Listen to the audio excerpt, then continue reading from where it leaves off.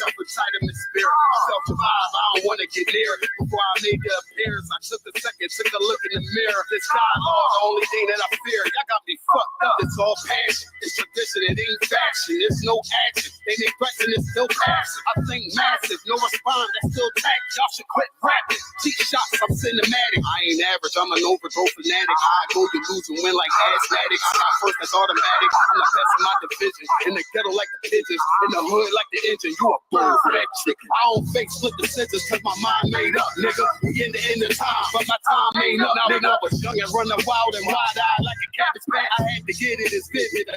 Adapt into my habitat. It's certain shit I won't do. Certain shit you can't prove. My shit sound like a payday. Yours like more when the rent. If I had $1 for every dime you counted, I would be broke. Watch it be close. Got a better chance. Spots in the car. And they know I'm raw. And they know the spot. And I'm feeling lost. Still in charge. I don't make follow. I follow the law. Standing tall like they on Mars. I just got a call from my bro. He behind the wall. He told me let it off. Niggas lying for some cat. I got a different line in me. Everybody intimidated. I got that guy in me. You can focus on the dimes. I'd rather keep my nine with me. Help me get this off the ground. So know you won't fly with me now. I try to make the news. I ain't playing by the rules. I've been trying to play it cool, but that ain't gonna be enough. Y'all out here looking like fools. Home the truth. I ain't never had to choose. I'm trying to get beamed up. Man, y'all trying to make the news. I ain't playing by the rules. I've been trying to play it cool, but that ain't gonna pay the bill. I'm out here looking like fools. Home of the truth. Y'all ain't never had to choose. Trying to get beamed up. Man, y'all trying to make the news. I ain't playing by the rules. I've been trying to play it cool, but that ain't gonna pay the bill. I'm out here looking like fools. Home of the truth. Y'all ain't never had to choose. Trying to get beamed up.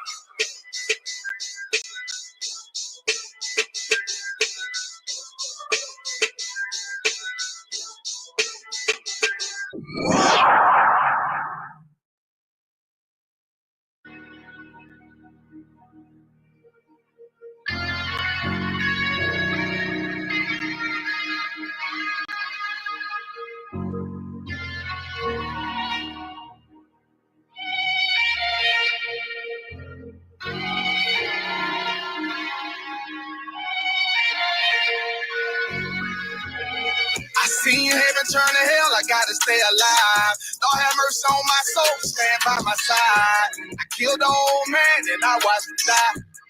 Lost a couple niggas, guess he wasn't my round. They play my niggas, lay you down, they all down the ride. Keep my gun in my arm, I gotta stay alive. I gotta stay alive. Keep my gun in my arm, I gotta stay alive. Tell me we don't live in hell. My brother doing 55 in that cell. Nigga claiming he your round here spin shell. Same nigga you put on to hit the stand and tell. How the fuck you turn your back on a nigga that looked? Treat your kids like my kids, treat you like a brother. I told my dog, let's leave the streets to serve the most high. He said, fuck that shit, he trying to sell another pot. His daddy killed him, put him in the trunk, set him on fire. His wife was pregnant, he ain't never get to see his child. Had me thinking to myself, what happened if I die? Look my babies in the eyes, I gotta stay alive. I put my ego on the shelf and my pride to the side. I'm with some niggas who gon' step and got God on their side. Got in the ISUPK, they keep asking me why. As I do the work of the Lord, I gotta stay alive. Face the east, pray alive. I seen heaven turn to hell, I gotta stay alive. Lord have mercy on my soul, stand by my side. I killed the old man and I watched him die. Lost a couple niggas, guess he wasn't my round. They play my niggas, lay you down, they all down the ride. Keep my gun in my arm, I gotta stay alive. I gotta stay alive. Keep my gun in my arm, I gotta stay alive. You ever pump a pack with a snake by your side? Yes, I did. A man reach out to God before he died. Yes, I did. I know the Lord forgive us for these sins, but I'm starting to think the kingdom of heaven is for these kids. I told my daughter, there's one man in your bed, I won't stand for less. For my son, I hit your head on that fragile legs. I lost some niggas to that dope, I lost niggas to the feds. Remember John try to stick me for that cheese on that bread, yeah, I was thugging with Lucky, and that nigga left me for dead. Endured to the end, cause I listened to what was said. Mother told me she loved me when she was sick up in the bed. I was running them streets, but the truth made me a man. She don't really speak, cause she'll never understand. That's why I ain't even tell her about these voices in my head. I'm still trying to manage my anger like Uncle Craig. I seen heaven turn to hell, I gotta stay alive. Don't have mercy on my soul, stand by my side. I killed the old man and I watched him die. Lost a couple niggas, guess he was my round. They play my niggas, lay you down, they all down to ride. Keep my gun in my arm, I gotta stay alive. I gotta stay alive. Keep my gun in my arm, I gotta stay alive.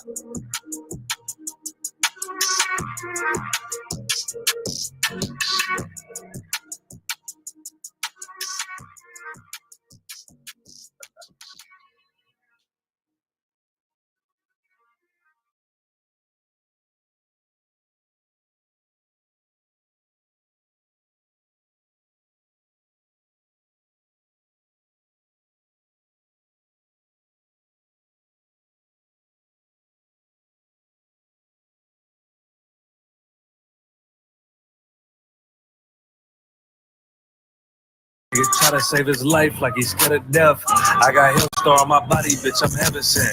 Hey, this UP cat nothing, we on fellowship. Been in this shit for some years, I ain't never left. Nigga try to save his life like he's scared of death. I got Hillstar on my body, bitch, I'm heaven sent. Hey, this UP cat nothing, we on fellowship. Florida Lee on my top, this a Saints hat. This the third Kempy been in, he a J cat. Nigga tryna steal the sauce, yeah, I hate that. But I ain't make the rules, I can't change that. New bottle, new wine, yeah, I can't crack. Look, flag on the play, they grabbing face masks. Niggas always saving hoes where your cape at. The only killer that you know without no face tag. Hell yeah, my bitch bad, Proverbs 31. Yeah, this is not a drill, I be 30'd up. Yeah, he about to crack the sky, you better hurry up. It's all bad when you see us hang that jersey up. It's mad brick, I got the blick with my cover on. He a fed, he a op, got his cover blown.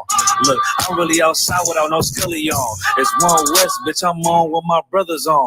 He got raped, then he left, he broke another oath. I got the play, we about to take another zone.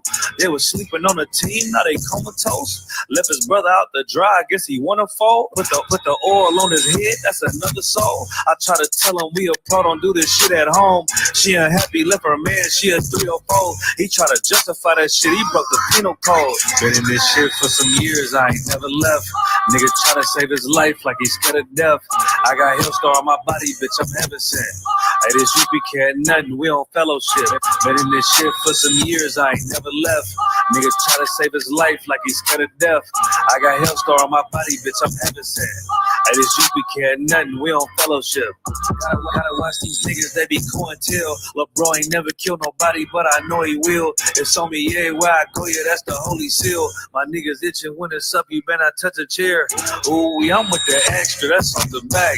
He ain't loyal to his brothers, how you follow that? She either working with her hands or she off her bag. Bro, bitches, yeah, they done that give me a heart attack. You see the banner above my head, I'm a part of that. These niggas cowards, pussies, we don't want no parts in that. They let our warrior out of prison, he ain't going back. And don't be speaking on the truth, cause we with all of that. Look, before they started dissing, they was fans first. You will never catch me digging in no man purse. Really put my brick in, that's why my hands hurt. And don't be speaking bullshit, that make my head hurt. Look, I done burn my fingers from the Michael Drake.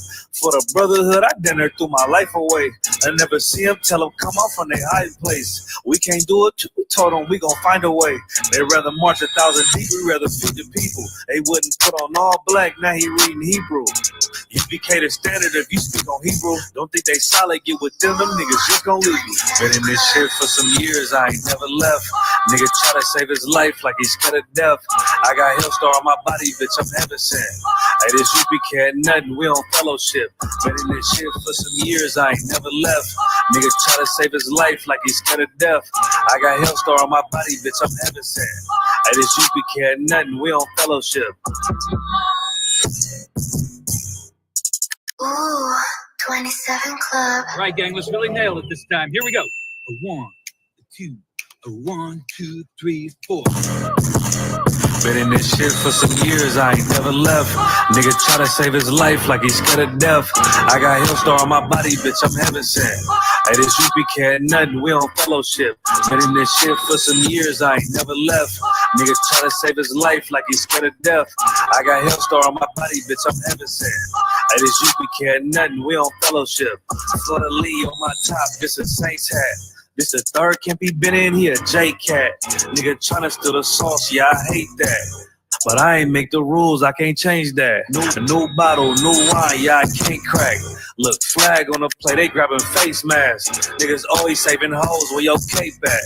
The only killer that you know without no face tag. Hell yeah, my bitch bad, Proverbs 31. Yeah, this is not a drill, I be 30'd up. Yeah, he about to crack the sky, you better hurry up. It's all bad when you see us hang that jersey up. It's mad big, I got the blick with my cover on. He a fed, he a op, got his cover blown. Look, I'm really outside without no skilly on. It's One West, bitch, I'm on with my brothers on.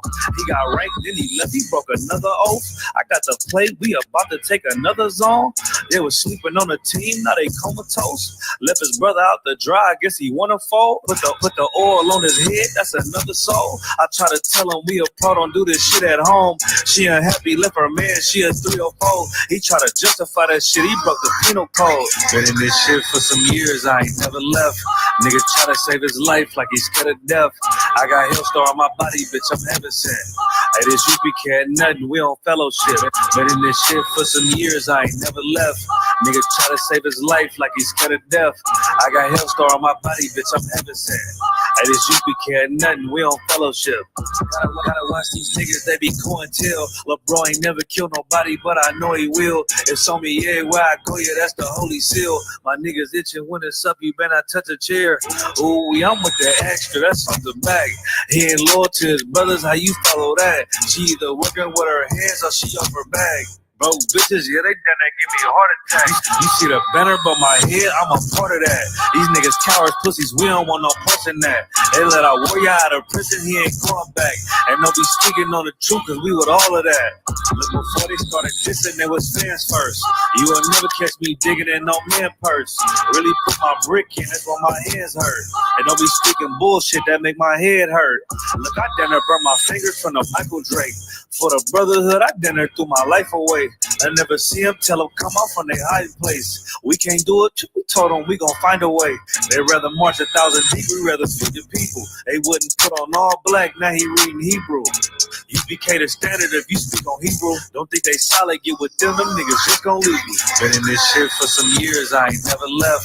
Nigga try to save his life like he's scared of death. I got Hillstar on my body, bitch, I'm heaven sent. Hey, this UPK nothing, we on fellowship. Been in this shit for some years, I ain't never left. Nigga try to save his life like he's scared of death. I got Hillstar on my body, bitch, I'm heaven sent. Hey, this UPK nothing, we on fellowship.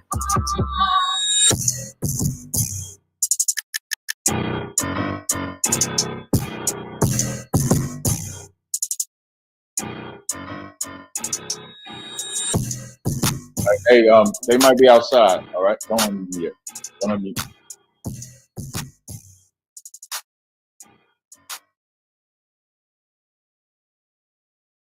You're gonna mute me now. Let's clap it up, clap it up, clap it up for the class. Clap it up for the class. Hey, shout out to N.W.O. That's his song. That's for all you traders that lead One West, man. And it's a lot of people. You know, shout out to this is gonna be funny. But shout out to Zabak from House of Israel. He said that ISBK are the HNICs of One West, and he was right. I just want that. Make sure y'all clip it, send it to that nigga. That's my boy. Like I mess with him like that, but he said on my page, ISBK are the HNICs of One West. Y'all know what HNIC stand for? Y'all you know what it stand for? Say it. Say it. Head nigga in charge. Yeah, head nigga in charge. Yeah, as we should be. Good. What prompted him to say that? Because I put up my post that said only ISBK is the only one West. Commander Jenny Honda is the only one stayed, and we still here. So he commented on there, and you know what's crazy? And he commented, you know, Captain N.W.O is married to his cousin. So I told him, I said, you might as well come on in. And like, what you waiting on? But he did. Good. Wasn't that? I appreciate it. Wasn't that same thing you told Gorilla Hebrew years ago? Listen, man, brother, Gorilla Hebrew is like saying that name. I don't know how you say that, brother. That brother's name there. Lord be with him. And like I said on my Facebook post, Gorilla Hebrew is wicked as hell, and so is them bitches. Them bitches is just as evil as him, because I don't know a righteous woman that would do what they did with him. That ain't in the Bible. What I've seen in the Bible When a woman does wickedness with the man, you know they both die together, right? That's in the Bible. It's it. The only thing, like, you know, ain't none of them women Abigail. So all you bitches that was married to Gorilla Hebrew or still married, none of y'all are Abigail because you're telling the story. You're more like Malcolm X. You know why Malcolm X started telling on Elijah Muhammad? Who knows? Who knows? Okay. No, that ain't why he told. Y'all need a mic if y'all gonna answer. You better have it. You gonna grab the mic? You want to answer, right? Okay. If I may, sir, it was because he was told to be quiet. They would not reinstate him from his position. So you know what that means? The whole time Malcolm was allowed to talk. Oh, you sleeping with them underage girls? That's cool. I'm gonna be over here doing my thing, promoting. And then they told Malcolm, "You can't talk." Now they talking. So when you see all these women coming out the woodworks, these bitches is not innocent. They just, because if you want to be right, it ain't never about being right with yourself. That's selfish. It ain't even about, well, I just wanted to help him. That's even worse. You're not helping him. You're hurting him. And all it takes is a fallout, betrayal. They ain't getting no money. Maybe he won't let you plug him anymore. Who knows? Ain't no telling what type of freakiness was going on in there. But when it was all good, it was all good. And clearly, he trusted the hell out of these bitches.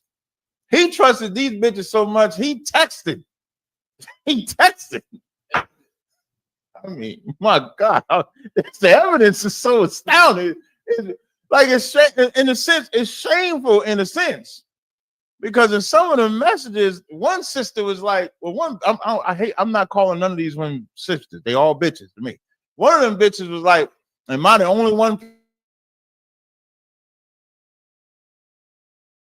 And then he said something like, nah, I only let one like put in my butt, something. I mean, it's shameful, man. It's shameful. But I'm here to, as General Hyman would always say, I'm here to answer all your questions, solve all your problems today, and we can solve that problem. The only problem with solving that problem is that it cannot be something where you want to get help, but then you don't listen to the help. Cannot be that. But today's topic is our oppressor is shocked that we would fight back. Carmelo Anthony defended himself. That's today's title. And the reason why I picked this particular title and the whole shocked, because the normal way, what is the normal story? What is the normal story? What should have happened in this story? So for those that y'all familiar with the story. Okay, so Carmelo Anthony is a brother in California, a brother in Houston, high school teenager in school, good grades, the whole 9 yards. And then he says, and then as he's at a tent, now the story is he was not at his tent. So the white boy comes telling him he got to move. Now there's rumors that he was a bully. The rumors of, so we'll take the rumors to the side.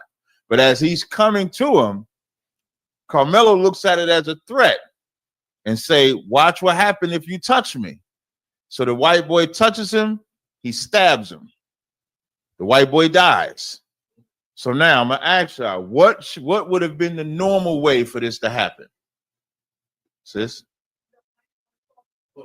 No, that's not the normal. Well, that's not completion of the norm. What is the normal way?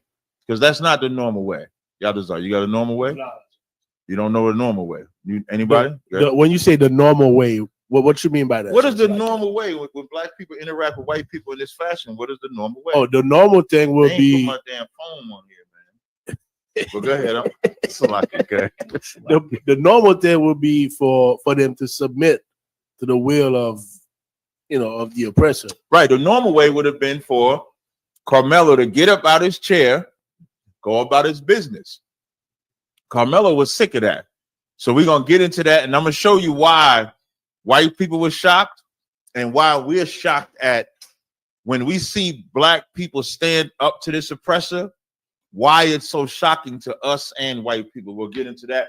But for now, I'll take any questions that you have. Of course, if you got any questions, you want to type your questions in the chat. What zones do we have today in here? We got Florida with us. Let's get Florida a hand. We got Florida up in the building. Let's get him a hand. You know what I'm saying? Who else we got? We got Dallas. We got Dallas. Big up to Dallas. I know Dallas in Florida. If y'all want to say something, you can chime in at any time. Of course, we got any questions in the room?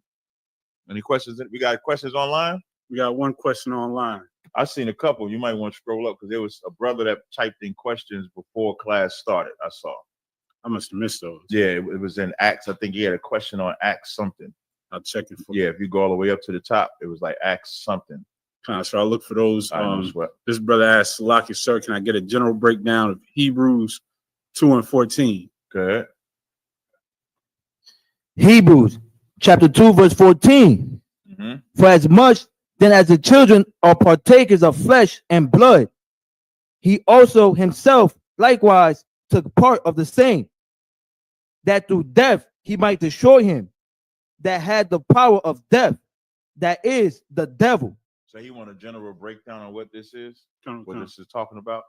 You got to go up. We could break it down outright. So read it from the top again. Khan, Hebrews chapter 2, verse 14.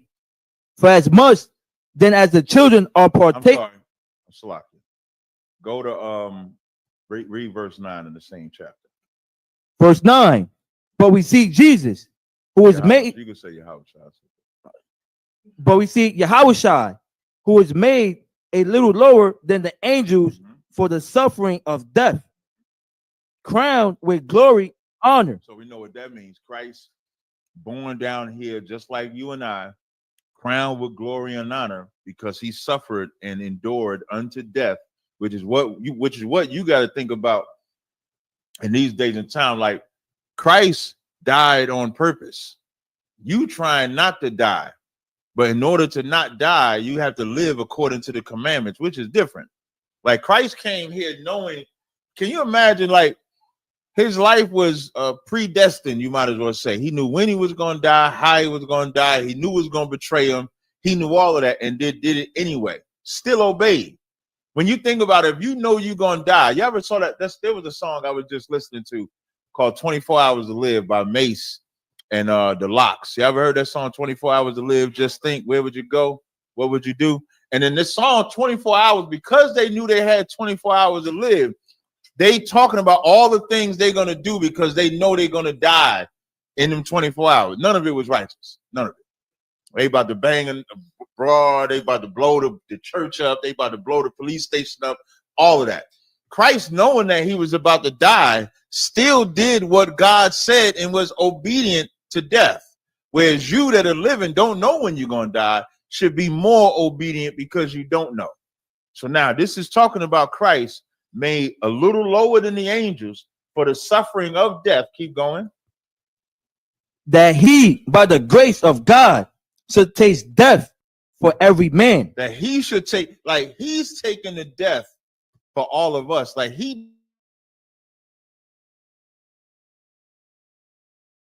but we committed sin, so he died for the taste of death for every man. Read 14, what it's talk about in 14. So now read 14. Verse 14. For as much then as the children are partakers of flesh and blood. So now, as we are born of flesh and blood, or we are born in this earthly body, keep going. He also himself likewise took part of the same. And it is so important to understand him taking part the same, because right now, I think tomorrow is Good Friday. Right, I talked to my daughter before I did this class, and at school they got her Easter egg hunt. First thing I said was, "You know that's not real." She said, "Yeah, I know, Daddy. That's just what they did at the school." Now tomorrow is Good Friday, so they having an Easter egg hunt, and then tomorrow is Good Friday. You know why it's called Good Friday? Because they think it's good for Jesus to die, so that they can keep sinning. They think it's like we look at Christ's death as, I'm never gonna sin again, because he died for my sins. Right. Christians look at it like, I can sin because that nigga died for me. Just think about that. I can continue to be wicked, and it's good that Jesus died so I can stay being wicked because I don't have to keep the law. That's what they're saying. So now it says that we were likewise partakers of the same. Keep going.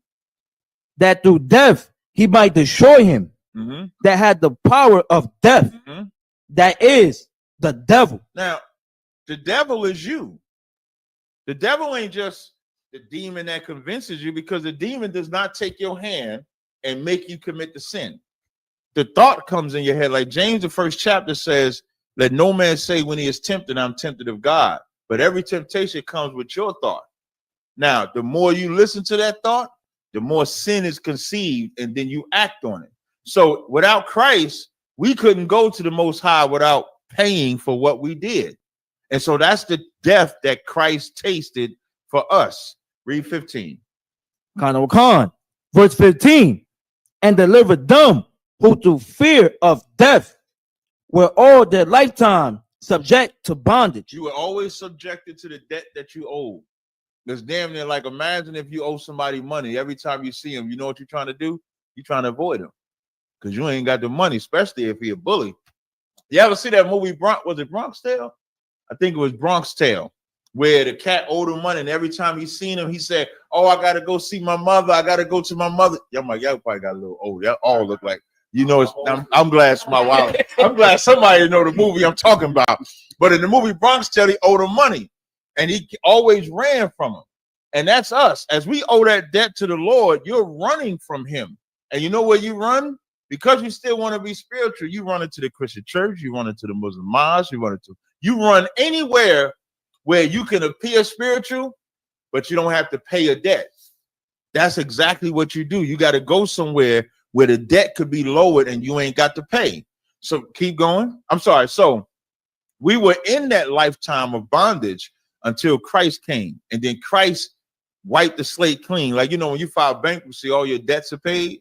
So now Christ filed for us, if I was to say it like that. Now all debts are paid, but you can't go back in debt.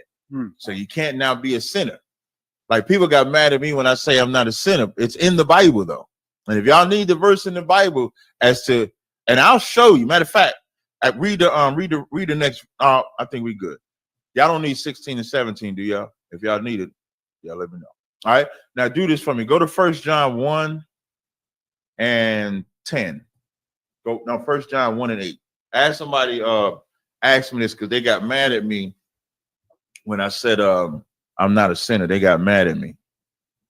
1 John chapter 1, verse 8. If we say that we had no sin, we deceive ourselves, and the truth is not in us. Now, I just said I'm not a sinner. So the truth not in me?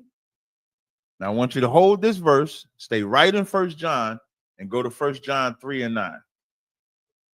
Khan.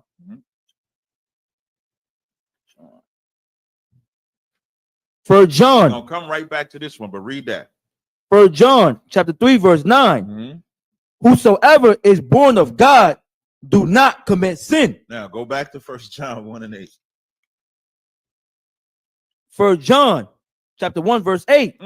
If we say that we have no sin, we deceive ourselves. So how can you be born of God and not be a sinner?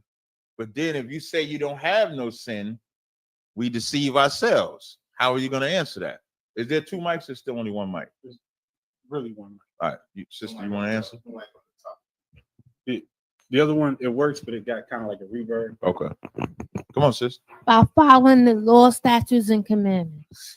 Okay, that's not answering the question, though. The question I'm asking is, one verse says, if we follow God, we have no sin. The other verse says, the same writer says, if we say we have no sin, we deceive ourselves. So how do you explain it? So like it, sir, it's talking about the past sins that you committed. Exactly. That's what 1 John 1 and 8 is talking about. That's important. Like, you can't walk through them doors and you say I'm an innocent man. You can't do that.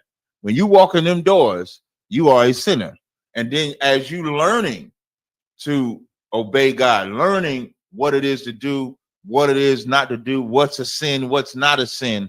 Now, if God is in you, then you don't have sin. So 1 John 1, 8 through 10 is talking about when you repent.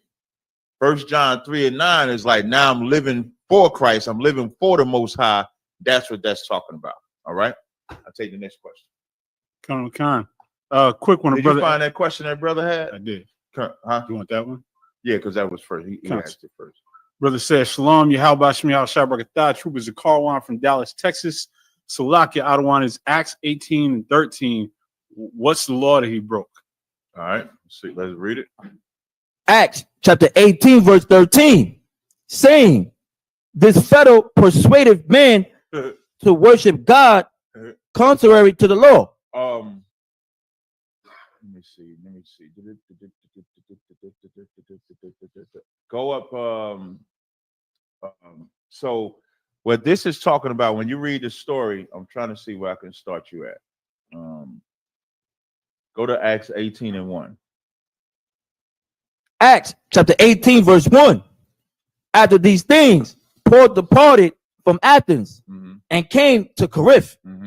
So now, this is right after Paul gets the order from Christ to go and teach Christ. Because remember, Paul at one time was persecuting Christians. I'm saying that word because that's the word that's in the Bible, Acts 11 and 18. If you as followers of Christ, they derogate, and it was like, if we say nigger today, that's what Christian was back then, right? So as Paul is persecuting followers of Christ, Christ meets Paul. Now Paul is teaching to follow Christ. That's important. So now go to verse, he wanted Acts 18 and 13. Read Acts 18 and 11. Verse 11. And he continued there a year and 6 months, teaching the word of God among them. So now as Paul is teaching the word of the Most High, what else is he teaching? He's teaching about Christ. He's teaching about Yahweh at the same time. Read verse 12. Verse 12. And when Galileo was the deputy of Achaia, the Jews made insurrection with one accord against Paul and brought him to the judgment seat. Now here we go. Here's one of the first of many battles that Paul and the disciples had. They bringing him and causing the insurrection. Read the next verse. Verse 13, saying, this fellow persuaded man to worship God contrary to the law. What is the contrary to the law? Because that's his question. What were they saying that he was doing contrary to the law? That's the question that he's asking. Anybody know? I gave y'all the answers. I broke it down. Sis? No. What the question is, what was Paul doing contrary to the law? It's like he was persecuting the people that was following Christ. No, because he stopped doing that. He's teaching about Christ. So what are they saying he's doing contrary to the law? With Gentiles? Nah, they ain't, this ain't 2025. So they don't even, it's all Israel.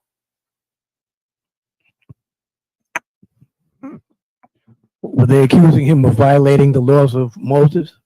By teaching about Christ. That's what they were saying. What they was charging him with, they took him to court. They took him to court, said punch him in the face because he said he lived earnestly towards the Most High. So because what they said was breaking the law was teaching about Christ. When you go further, you'll see that he was taken to court. I don't know if it was in Acts 19. I'll tell you the chapter. Give me 1 second. I'll give you the chapter where they actually took him to court. Hold on. Bear with me 1 second, y'all. And Acts the 23rd chapter is when they actually take him to court for that, because they was falsely accusing him. So to answer the brother's question, he wasn't breaking no law, but teaching about Christ was against the law to the Jews, to answer his question. All right, I'll take the next question. Sir. Quick one, the brother asks, Shalom, Cap, I know it's lawful to warm or cook food on the Sabbath. Are we allowed to go to restaurants to patronize it on the Sabbath? Is he in the school? His name is just Horace Grant. No, y'all don't know who that is? No. I know who the actual Yeah, that's the actual husband. That's the actual one. No, you should try. What you should do on the Sabbath is you should not go to the restaurant if you're a civilian. That's the best I could tell you. No, if you can avoid going to the restaurant, don't go to the restaurant. All right. Now, for us, as we are at the camp, it may be something unavoidable for us. We don't have those problems. All right. What about a day when we don't have camp? Are you a civilian? No. Shalom. Brother asks, Salaki, sir, if I may, is Jeremiah 51 and 20 through 23 a future prophecy, or has it happened already? Say that one more time. Is Jeremiah 51? Let's read it. Jeremiah chapter 51, verse 20. Thou art my battle axe and weapons of war. For with thee would I break in pieces the nation. No, that has not happened yet. Did we beat any nations into pieces yet? No, that has not happened yet. No, we have not. There has not come a time yet. Like Jeremiah 16 and 16, when it says, behold, I will send for many fishers and they were fishmen. That's the state that we're in right now. Now, the latter part of that verse says, behold, I will send for many hunters and we will hunt men, which will go right in conjunction with Jeremiah 51. That has not happened yet. No. Good. You say who? Most time correct. We beat the hell out of the French. Right. And then the French, where's Haiti at now? In turmoil. Shalom. Kawakat. Next question. Another brother followed up on that and asked, why would someone ask if they can go to a restaurant when it clearly says no buying and selling? I don't even know why you read that. I wanted to. I figured you might want. No, that's for cross the line. You're supposed to. That's for cross. Kind of. You're supposed to be here. You know? Kind of catch. I'll take the next question. Also, Tabazar says, Shalom, how about Shabbat Shabbat? Can I get a breakdown of Hebrews 12 and 2 through 4? Hebrews 12, 2 through 4. Let's get it. Hebrews chapter 12, verse 2. Looking unto Jesus, verse 1. Verse 1. Wherefore, seeing we also are compassed about with so great a crowd of witnesses, let us lay aside every weight and the sin which doeth so easily beset us, and let us run with patience the race that is set before us. So now, what is this talking about? When it's talking about letting aside every weight, that's every burden. Like, it's a lot of times brothers come in here, sisters come in here, you have great burdens of, one of the greatest burdens is not even believing that you're forgiven for your past life. There's a lifestyle that somebody has done or endured that when they come into the truth, the memory of that burden makes it hard to move forward. Like, especially if a woman was a whore, if a cat sold drugs, it was real good at it and saw what it did to the community. If you unalived somebody, if you stole, whatever it is that you've done, sometimes that can be a heavy burden where you can never get over it. Then when you come into the truth and you start finding out all the things that you love to do that was evil, that weight can be heavy. So now what it's saying, you got to let aside every weight and the sin which does so easily beset us, which can so easily push you back. And then let us run with the patience. Let us run with the patience the race set before us. The race set before you is like, it's not for the weak, but you can run it. Like, if you want to master anything, I don't know nobody that wants to be like a bum or a hobo. You want to be good at something. It could be your job. It could be women. It could be gym. It could be a video. Whatever it is that you want to be good at, you know what it takes to be good at that one thing. So now the truth is supposed to be that one thing. And you start off as a race. As I think about Second Ezra, I think it's Second Ezra is the 7th or 8th chapter when it says the kingdom is like a great place, which there's one narrow road. On the right is fire, on the left is water. So narrow that only one can go at a time. Now, if it was given to you without having to go through the trial to get it, you wouldn't even appreciate it. That's why there's a lot of rich kids be spoiled as hell. They call them like spoiled brats. They waste away the money because they don't know the value of hard work that their parents did to get it because they didn't go through it themselves. So we all go through something now so that you can endure this race. Now, if you don't set aside the weight of your past life, if you don't set aside them sins, that lust, that you have, do you have to blow that rod knowing you got a man? Do you have to sleep with that man's woman? Do you have to get high? Do you have to sell drugs? Do you have to do any of those things? No, you don't. Not if you love the Most High like you say you do. Now, if you're just a sinner that's gonna take it up the ass, I can't. I'll be trying not to say no, but it's just such a wicked thing. Or are you gonna be a woman that your man tells you to put it in my behind and you're gonna do it? Or are you gonna set aside the weight? Are you gonna set aside the sin? Keep reading. Verse 2. Looking unto Jesus, the author and finisher of our faith. Now, why is it calling him the author and finisher? The author, because he gave us the blueprint. He gave us the spirit. All of them law, everything is focused and centered around the law. He gave us the blueprint of spirit to how to keep it. He suffered temptation. He did it all, and he finished the job. So now if he can, you know what's even heavier? The Father started the job that he finished. The Father sent him to die. Can you imagine the Father taking his best son, his best worker, and then unaliving him so that you can live, That's what the Father did, and that's what the Son did. So now Yahushua is the author and finisher of our faith. Keep going. Khan, who for the joy that was set before him endured the cross, despising the shame, and is set down at the right hand of the throne of God. So if he can endure the betrayal, if he can endure, like we get brothers and sisters to follow us, we ain't raised nobody from the dead. We ain't made no blind see. Now spiritually we've done that, but he literally made a man see. He fed on multiple occasions people with fish and bread, multiple times. They were sending people down the house so that he could touch and heal them, and all of them niggas betrayed him, except the 12. Can you imagine that? Can you imagine that type of betrayal? And he still endured that to the cross, despised the shame, which is why, like, the mindset that you got to have, especially if you in here, is you can't worry about what people say outside of here. You really can't. Like, I don't care what nobody says outside of here.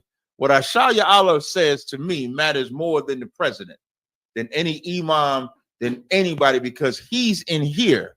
And so you got to just, like, if they, whatever they want to say about the school, you got to endure it, because we are under what the earth should see. Like Sakari, for example, if Sakari wanted to be right and have a contrite spirit, they would all get in all black in every zone that they in and get into this school so they can be raised right. That's the only way Sakari has a broken spirit and contrite heart. The more that Sakari fights for Gorilla to have that seat, fight to forgive that brother, instead of getting all black and getting in here, it's just going to get worse and worse and worse. Now, that's from the Lord. That ain't from me.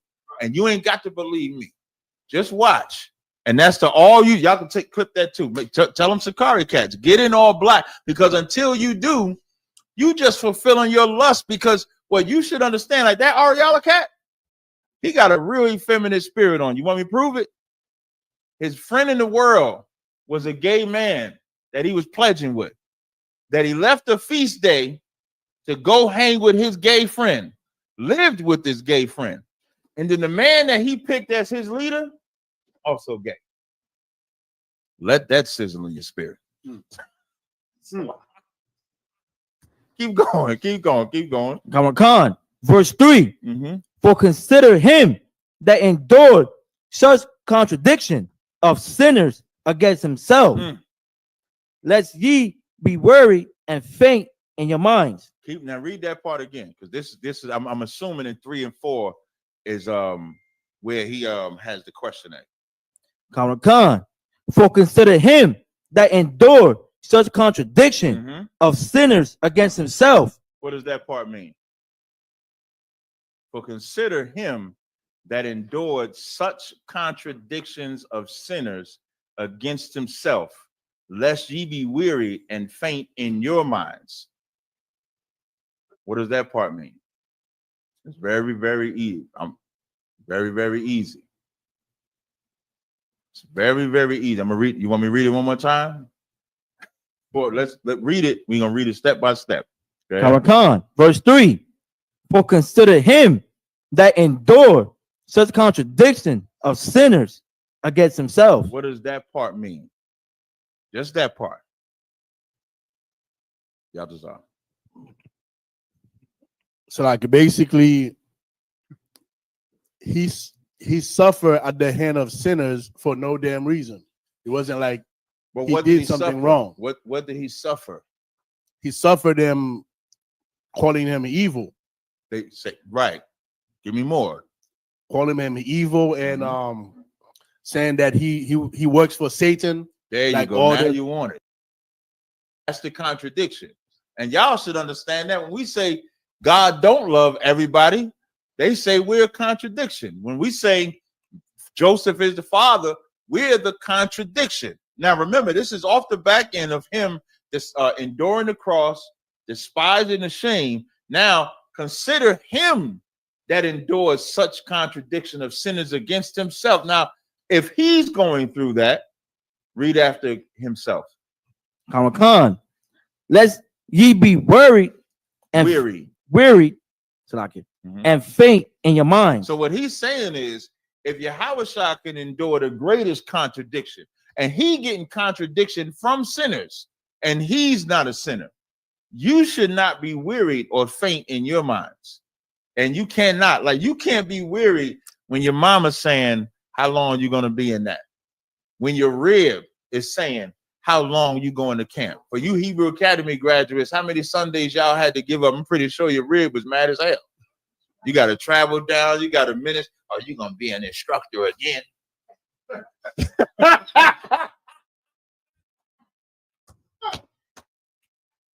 You got to endure that. You can't be weary. Y'all got to get up 6 in the morning to get down to Philly to train. You running up and down hills, running laps, doing every push-up known to man.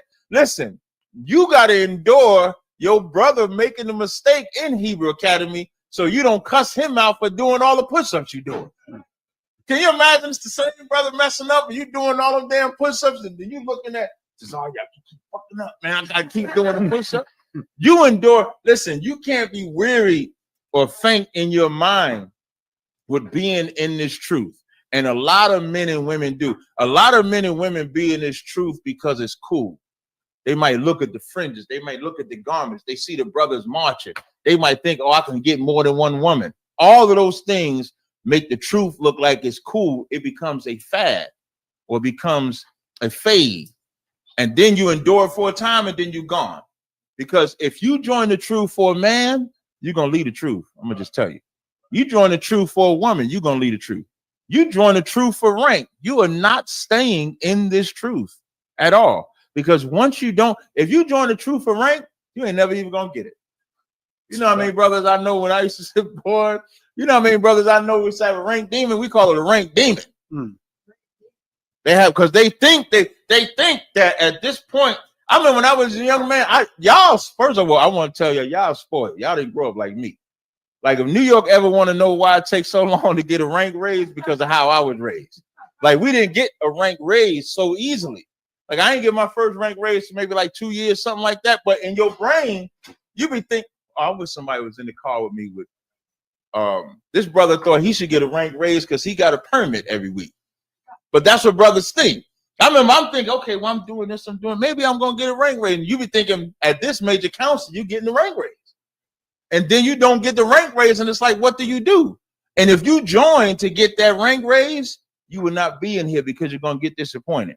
If you join for a woman and you don't get that woman, you're gonna leave because you're gonna be disappointed. If you join for that man, and that man was beautiful, made you smile, and he was your everything. You know when he stopped being your everything? Who knows? Yatazar. I know Yatazar.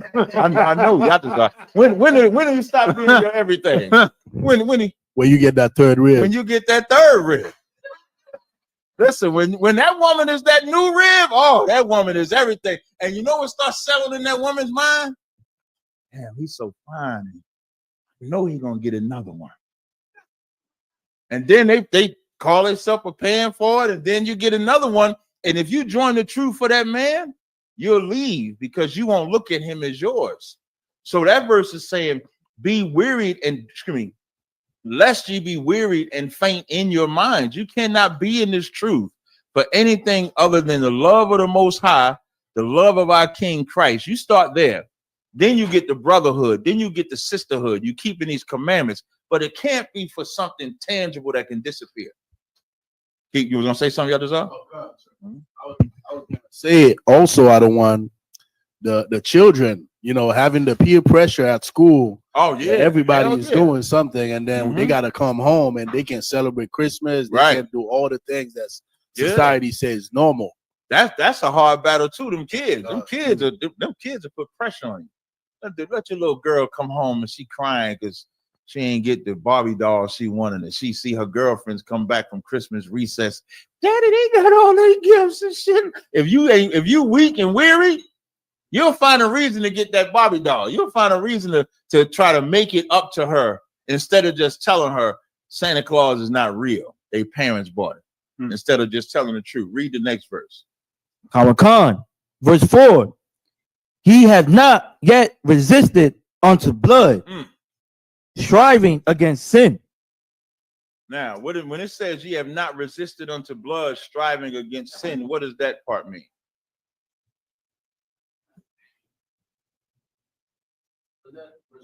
Verse 4, yep.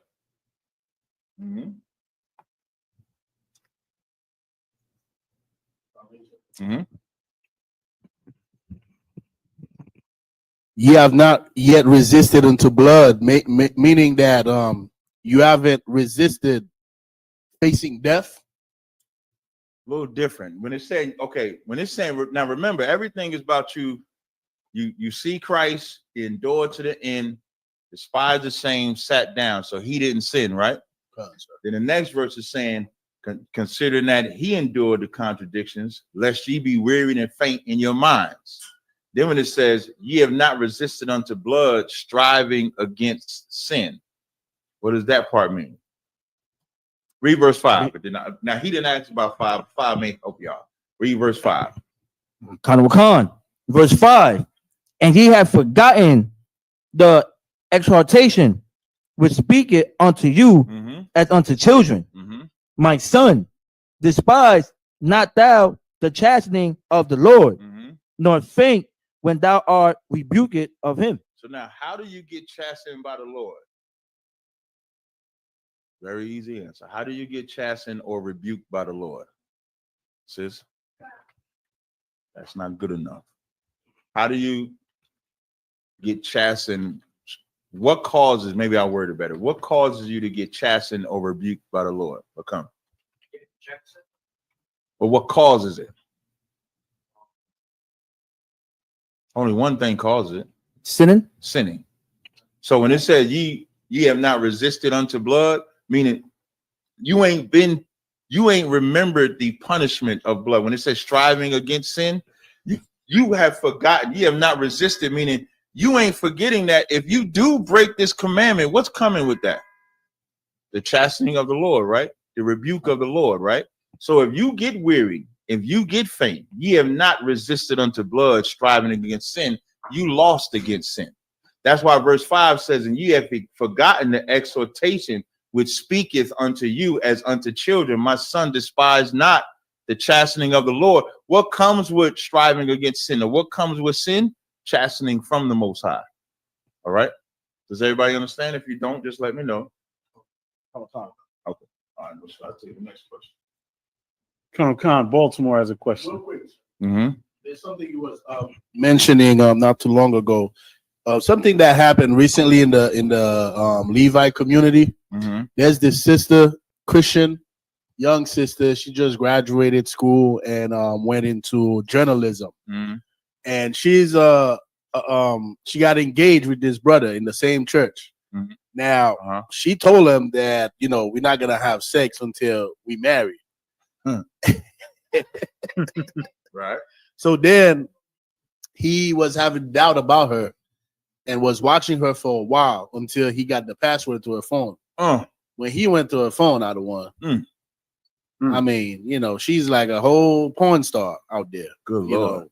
Getting by some brother. So he was said the brother intelligent? Or was the brother? Well, the brother is what we would call like a vagabond in Haiti. Smoking weed, like we would call the one that she was sleeping with, right? Right. And then the one that she didn't want to sleep with, it was a good, clean, wholesome cat, right? Right. The church, the church boy. That lets you know women want thugs. Now let me. That's why UPK attracted, because we the real niggas, So what the brother did is so before you do that, all these prissy ass women always get done just like that. Brothers, you gotta have a greater discernment, man. That woman talk about she ain't. Okay, finish with the story. Let me get the point of your story. Cause so the brother, he sent the videos that was on her phone. He sent the video to her people, to her people's like close people to show that it's over. The engagement is over. This is what she's out there doing, while she's telling him that no sex until they actually get married. That's rough. And they was actually engaged. So somebody end up putting it on social media. So it's a big thing because this church girl who's in journalism, right? Because she's a public figure now. She's 10 times more famous. Yeah, they all hope. Right, than she was already. Now everybody in the church is telling her, courage. Don't stone her. Don't stone her. Right. They using the passage where Christ said, Christ said, who is without sin, cast the first stone. Right. So they're using that passage, but nobody is addressing the brother. They all, encouraging her to stay strong. This is not over. Comfort the brother for trusting his hoe. And nobody like saying something as far as the brother was engaged with this woman. So I am going to address it, but I wanted to tell you and see, what you gonna address it with? What you gonna say? Well, that the Christian church, produce these type of women. The Christian church is a place where you go, like General Muhammad will say, where dirty people go to feel clean, but they're actually not clean. They're full of leaven. They're full of hypocrisy. Now, what you think she was doing before she got married? Before she got engaged? Yeah, no, before she got married. She was already engaged, right? She's engaged with the brother. Engaged with the brother. Right. She having sex with her. What was she doing? She was having sex. Why was she having sex? Because she's a whore. It's true. But why was she having sex? Because she has desires. Now remember, she don't want to have sex with him until she's married. Now, what is marriage? Now, is it the same thing with Levi as it is with America? Like a piece of paper? Right. So now what does that paper mean to them? To her, that paper will mean the actual marriage. Yeah, see, now, because when you attack the Christian church, you want to show them that paper means nothing. The paper is what promotes whoredom. That marriage certificate makes everybody be a whore. Every single person. There's nobody on the planet outside of here that's not a whore out there that believes that unless I have that paper, I'm not married. That's what they all believe. So you got to attack that paper means nothing, because had she been brought up right, you know what she would know? She would know that man, that's the drug addict, that's her husband. Now, would she have married him?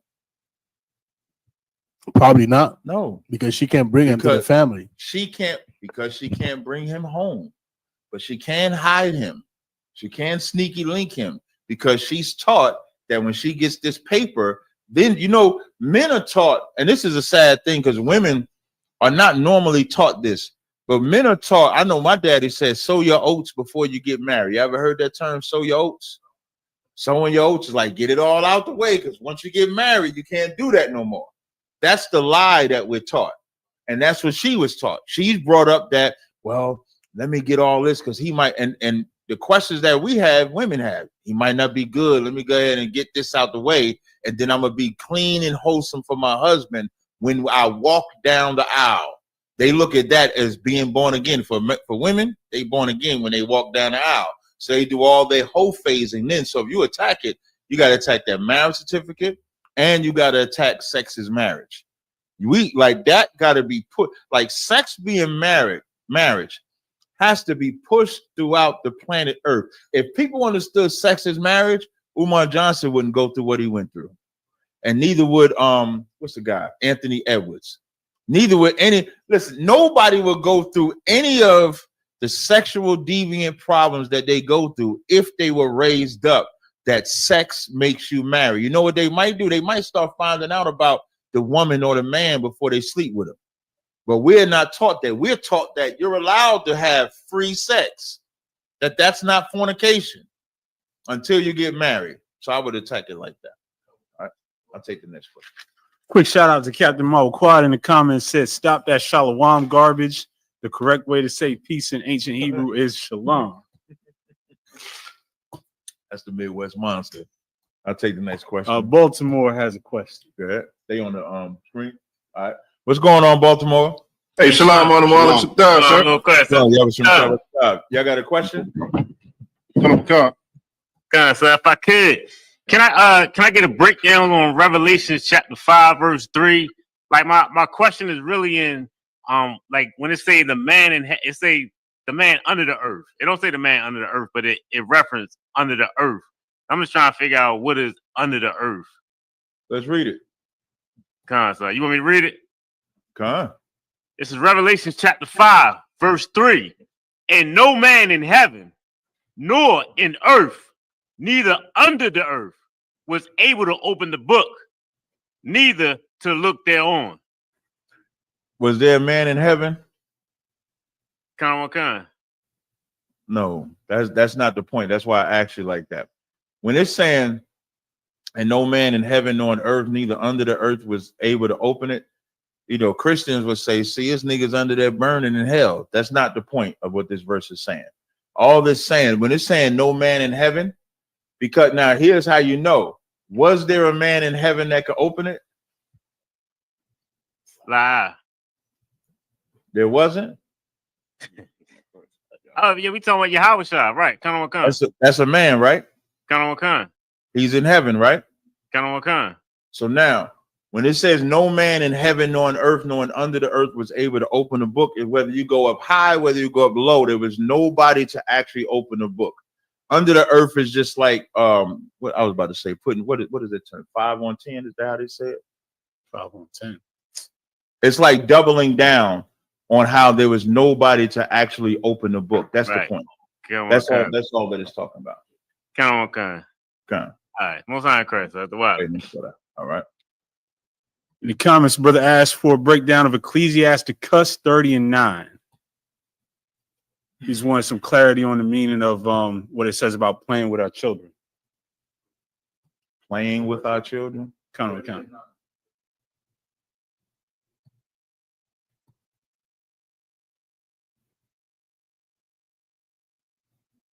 Ecclesiasticus chapter 30, verse 9. Conquer thy child. What does that mean, conquer? I know y'all gotta look it up. Oh, you know what it means? Like to pamper, to coddle. It means what? Like to coddle the child. There you go. So now, to conquer the child means to pamper or spoil, right? So now, so instead of conquer, it says, spoil thy child, and he shall make thee afraid. What does that mean? Yadazar.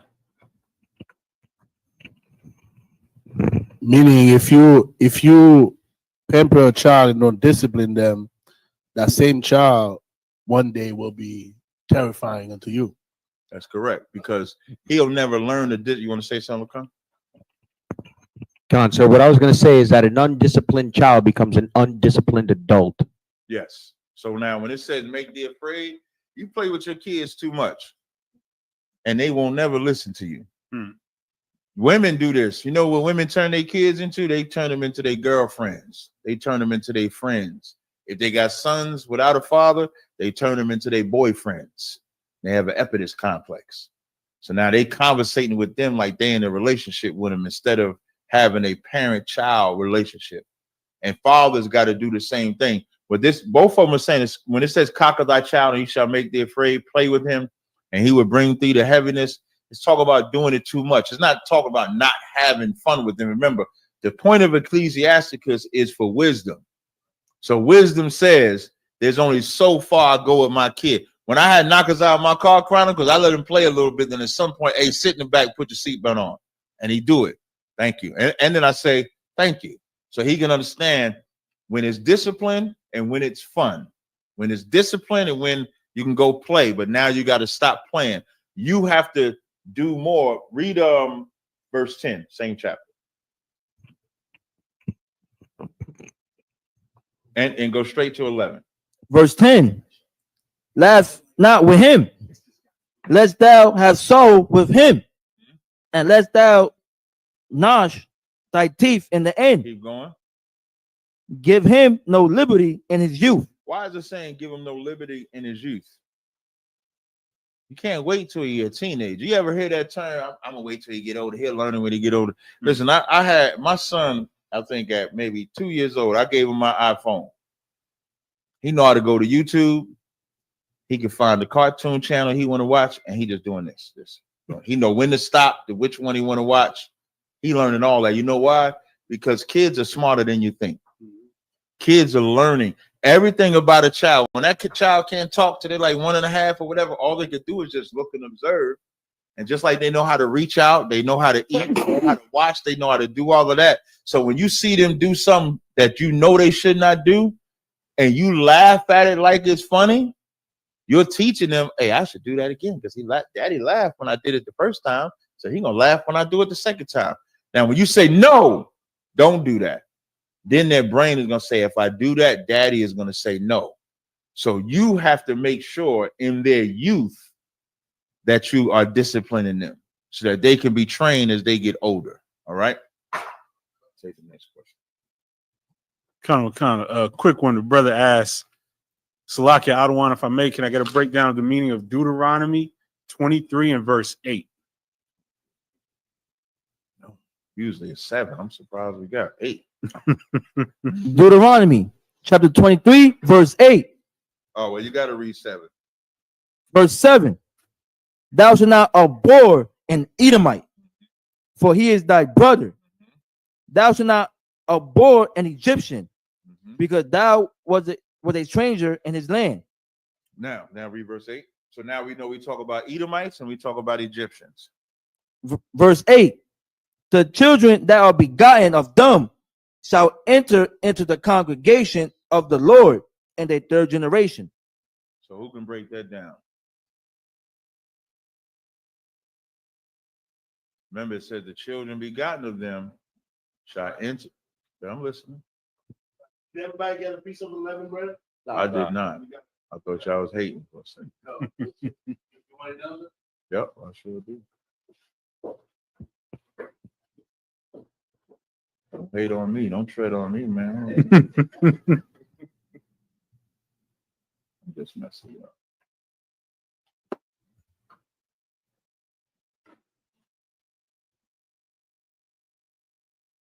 Is that like saying if Israelites took wives from them? That's exactly what it's talking about. It is not talking about an Edomite, an actual Edomite. It's not saying that this white couple have a white kid, have a white kid, have a white kid, and then that generation of that white couple can come into the congregation. That's not what it's talking about. What it's talking about is when I was gonna say something crazy, but when the Israelite man has a child with one of them, they can't come in until the third generation. That's what it's talking about. So let's say if a brother marries a white woman and has that kid would have to have a child with an Israelite because he's an Israelite. Would have to have a child with an Israelite woman, would have to have a child with an Israelite woman, have to have a child with Israel, and then they can come into the congregation. That's what that's talking about. I'm gonna say it one more time so y'all can understand. This is not saying white people can come into the or Egyptians can come into the congregation in the third generation. This is saying an Israelite that has a child by an Egyptian or an Edomite, that child cannot come in until that family line. So the house of Tazariak could not come into the congregation to the third generation if I slept with an Egyptian. That's what that's saying. All right. Who made the unleavened bread? I really prepared it. I fried it. Most High in Christ. Give Yadazar and his ribs. That house of Yadazar. Good job, bro. Appreciate it. All right. I'll take the next question. Sir. Brother asks what the significance of the garment is in Christ's wedding parable of Matthew 22 and 11 through 13. Let's watch this. Let's read. Is that Matthew 22? Matthew 22 and 11 through 13. Matthew 22 and verse 11. And when the king came in to see the guests, he saw there a man which had not on a wedding garment. And he said unto him, Friend, how camest thou in hither not having a wedding garment? Mm-hmm. And he was speechless. Go up for now. For this one to understand this, you got to go read verse 2. Verse 2. Mm-hmm. The kingdom of heaven is like unto a certain king, which made a marriage for his son, and sent forth his servants to call them that were bidden to the wedding, and they would not come. So, of course, the son of Jehoshaphat, the people coming to the wedding should have been the Sadducees and Pharisees, but they would not come because they did not want to dress appropriately, even though they were dressed, because they sat in Moses' seat. Now, keep going. Again, he sent forth other servants, saying, Tell them which are bidden, Behold, I have prepared my dinner. My oxen and my fatlings are killed. Oh, good food. And all things are ready. Read verse 5. I'm going to skip you just so we can get down to it. But they made light of it and went their ways, one to the farm, another to his merchandise. So now they tended to what mattered to them, which is what the Sadducees and Pharisees did. They tended, what mattered to them was fulfilling their own bellies, taking care of their own work. They didn't give a damn at all about the king. Now, read verse 8. Then saith he to his servants, The wedding is ready, but they which were bidden were not worthy. So now, but they which were bidden, they was not worthy to come in here. And the Pharisees and Sadducees was not worthy. Read the next verse. Go ye therefore into the highways, and as many as ye shall find, bid to the marriage. And that's what ISBK does. We go to the highways, and as many as ye find, bid them to the marriage. Go ahead. So those servants went out into the highways and gathered together all as many as they found, both bad and good. And the wedding was furnished with guests. Now, why does it say both bad and good? Why does it say that? Yadazar? When he says both bad and good, it's because when Yahushua taught his disciples to go to the 12 tribes of Israel, a lot of the Israelites were lost, following after Roman custom. They were in Ephes, that city.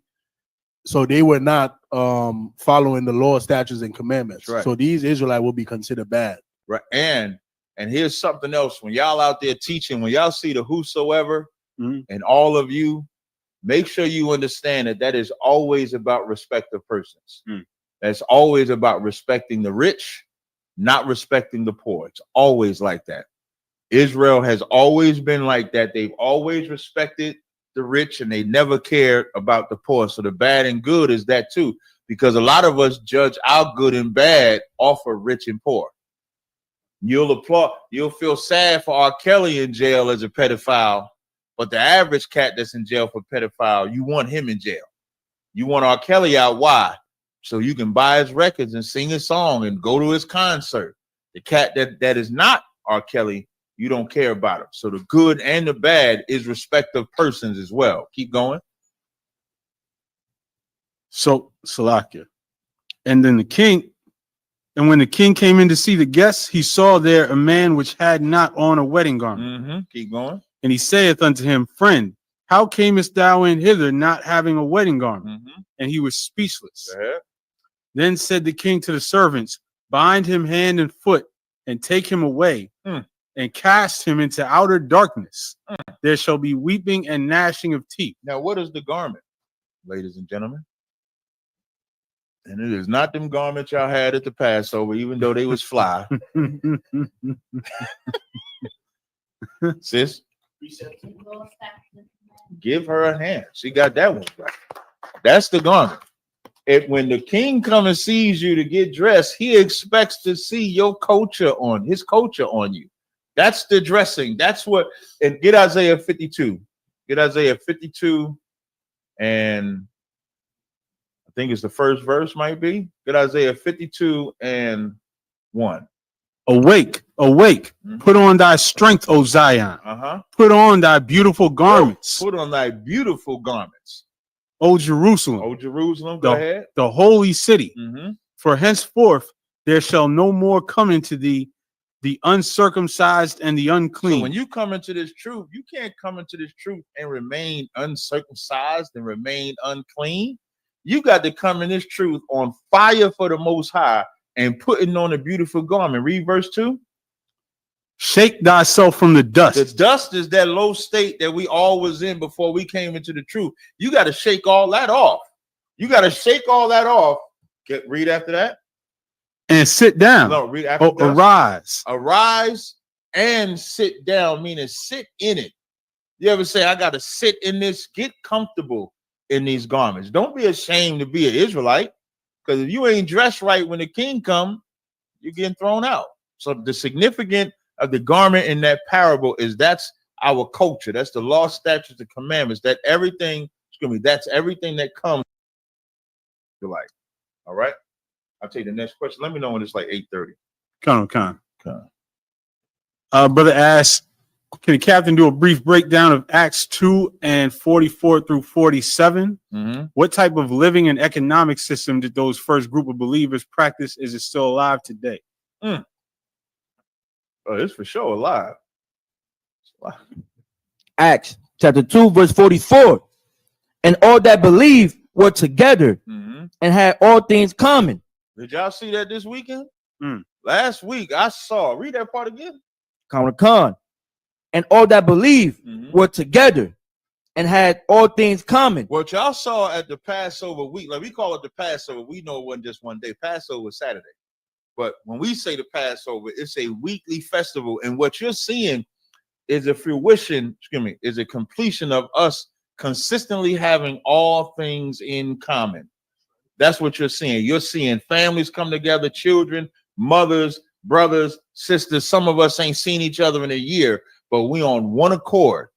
And that whole week is the proof of that accord. The sacrifices that brothers and sisters made. Sisters-in-law, I know a sister posted she lost to slavery over the Passover. But that family being on one accord and having all things common meant that much to her. Keep going. Verse 45. And sold their possessions and goods and parted them to all men as every man had need. The way you do that today is you go to isupk.com. They got this link called Tithes and Donations, and you give it up. If you in a city like in New York City, you bring your food, your clothing, your items that we can distribute to whoever needs them. That goes everywhere. California, Chicago, Indianapolis, no matter where it is, your possessions, your goods, you give them to the men, and then we give them out as they need. That's what we do in here. Keep going. Verse 46. And they, continuing daily with one accord in the temple and breaking bread from house to house, they eat their meat with gladness and singleness of heart. And that's why nobody starves in here. You let a brother be hungry, he gonna get fed. You let a sister need something, she gonna get it. So to answer the brother's question, that's what they did back then, and that's what we have done in ISUPK since 1969. That's what Commander Jenny Hanna has laid down since. So if you want to see it in real time, you have to get up in here. All right. Take the next question. Khan. Brother asked Salakia Adawan, can I get a breakdown on Colossians 2 and 16, Baba Shah? Yeah.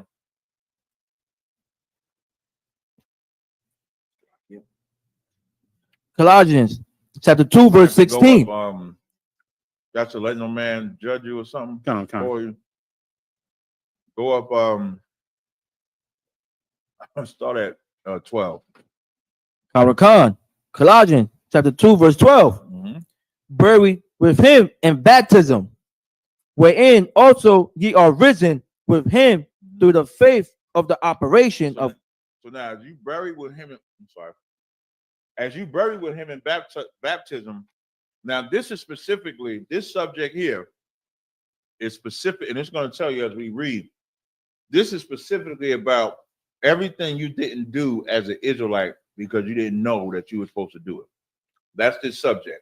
So when it's saying buried with him in baptism, You are risen with him through the faith and the operation of God who hath raised him from the dead. Keep going. Verse 13. Mm-hmm. And you, being dead in your sins and the uncircumcision of your flesh, right, have he quickened together with him, having forgiven you all trespasses. All your trespasses here is talk about everything that you were supposed to do as an Israelite, as far as keeping the law, statutes, and commandments, all died with you. So it's not just talk about adultery, pork, lying. It's also talk about them Passovers you didn't keep, the Day of Atonement you didn't keep, any feast day that you didn't keep. It's talking about that too. Keep going. Verse 14. Blotting out the handwriting of ordinances that was against us. And what was against us was, when you go to court, like if you go to court today for speeding, you get pulled over, they say you was doing 90 and a 70. This is what the penalty is. This is what you have to pay. So when it says blotting out the handwriting of the ordinances that was against us, it's talking about blotting out. You committed adultery, this is what happens. You slept with this white woman, this is what happens. You did this, this is what happens. It's blotted out all of those ordinances that was against us and was contrary to us, because we wouldn't be able to come back. But Christ nailed that to the cross. You know, the Christians believe he nailed everything to the cross. But what he nailed to the cross is everything, every ordinance that would have been against you. Now, before we continue, is it against you if you commit it after you've been born again? Is it against you, sis? Yes, it is. It's against you, meaning you don't have a license to sin. That's what Christians believe. Christians believe that because it says he nailed it to the cross, it's just to the cross. It's never on me, no matter how many times I commit a sin. It's not on me. Keep going. Khan, which was contrary to us, and took it out of the way, nailing it to his cross. Now you can read 16. Verse 16. Let no man therefore judge you in meat or in drink or respect of an holy day or of the new moon or of the Sabbath days. So now the reason why that's there when it says let no man judge you, because normally if you didn't keep a Passover, you could be cut off. You didn't keep the Sabbath, you could be cut off. So now the reason why nobody can judge you for what you didn't do is because Christ nailed the judgment to the cross. But now once you nail it and you repent, you got to keep that Passover. You got to keep them feast days. You got to keep them Sabbath days. That's what that's talking about. All right. I'll take the next question. Khan. A quick one. The brother asked, when it comes to marriage, is exchanging rings okay? If not, does Israel have any cultural thing to represent marriage? Yeah, I mean, rings, first of all, rings is not even ancient. Rings is something that when they wanted to make money in America, if somebody look up when they started incorporating rings, they didn't, that rings is like a new thing. And what I mean by a new thing from American terms, as far as can you do it, if you want to have a ceremony of marriage, you can have a ceremony of marriage if you want to. The only ring on my finger is this shield. That's it. Just this shit. I'm not putting the ring on my finger. It's not pagan, sir. The ring thing, it's a finger. Yeah, it don't have to be on. Yeah, it don't have to be on this finger. But if you wanted to get your woman a gift because you want to get her a gift, that's not unlawful. You would have to look that up because it's just a ceremony. Like you can see, Jacob had a ceremony when he thought he was getting Rachel. He ended up getting Leah, but he didn't have a ceremony for Leah. So the ceremony and presents and gifts and stuff like that, if you want to buy your woman a ring, it's not unlawful to buy a ring. So it's but sitting there and talk about with this ring I thee wed, that's what you talk about. That we wouldn't do. Yeah, we're not taking this off and saying with this ring I promise the ring ain't shit. That ain't what I'm talking about. I'm just talking about if she says she want a ring and you want to get a ring because it's pretty, then you can get a ring because it's pretty. But the whole ceremony and giving the rings, and me personally, you shouldn't rush to do that. Just me, because when a woman wants the ring, you got to weigh that out in the spirit too. And I'm glad you said this, Shmawa, because spiritually, that woman that wants a wedding ring, she's still American. She's extremely American, because they ain't nowhere in the Bible that they bought a ring. So the only reason you want the ring is because it's American. Now it's jewelry, so the woman might say, "No, I just want it because it look good. Well, we're gonna get it 6 years from now or something, since all it is look good. Take this bracelet or something like that. Get us something different if it's just about something that look good. But you gotta weigh it out in the spirit if you want to do it. The ceremony itself is not unlawful. How's it how? You kind what I was asking you? Kind. Yeah. This is from weddingshopinc.com. It wasn't until World War II that men started wearing wedding bands to remind them of their wives back home. It was also a way to show their commitment. Come on, sir. Yeah. It was also a way to show their commitment to their wives while overseas. Yeah. Now, you know what that is. Their wives didn't want them having sex with nobody else. And so, you know, to this day, and here's the crazy part, you know what men do to convince the woman that's going to sleep with them anyway? They either take the ring off, they twist it, or do something stupid. And then a simple ass broad sleeps with them anyway. So, no, you don't have to get a ring. You got to weigh that out. It's almost like blonde hair, right? But I don't know if I could blonde hair. That's some wicked shit. That's some crazy shit with the blonde hair. Okay, let me see. It's like anything that's not unlawful, but spiritually it could be American or it could be really Esau. You want to weigh that out in the spirit to see, am I doing this because I have not defeated this spirit here, or am I doing this just because I want to get a nice ring or something like that? All right. I'll take the next question. Con. Brother asked about Ezekiel 16 and 36 through 41. Is that a prophecy of our current captivity? 16 and 36 through 41. All right. Ezekiel chapter 16, verse 36. Thus said the Lord God, because thy filthiness was poured out, and thy nakedness discovered through thy whoredoms with thy lovers, and with all the idols of thy abomination, and by the blood of thy children which thou didst give unto them. This is Israel back then, and this is Israel now. Israel loves whoredom, whether it's the vagina they love, the rod they love, or the pagan worship they love, like them wedding rings we were just talking about. Because they love that, they will give up and give in to that. And every woman will fight for a reason to have a ring. Every brother will fight a reason. It was Palm Sunday was last week, right? Everybody will fight for a reason to have a palm. Everybody will fight for a reason to celebrate Christmas and say it's about the kids. So that's this captivity. That's before we get into captivity, because we get into captivity from doing this. All right. I'll take one more question, then I'm gonna try to finish all that. Go ahead.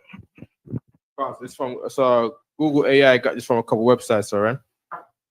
The ancient Egyptians believed in the vena amoris, which is the vein of love on the fourth finger of the left hand. Wait, say that one more time. Ancient Egyptians believed in the vena amoris, which means the vein of love, on the fourth finger of the left hand. So when they put it on the fourth finger, that's for Venus. But you saw it's Venus? They didn't say Venus. Vena is to say vein. Vena. Oh, okay. Yeah, and amoris is to say love. Vein of love. Then I would say no. You should not get the ring. The ceremony is okay. That ring, it'd be hard pressed. Yeah, it'd be hard. It'd be hard pressed for the ring. It'd be hard pressed. You ask my ribs about rings. I tell you, it's a lot. The Lord be with you.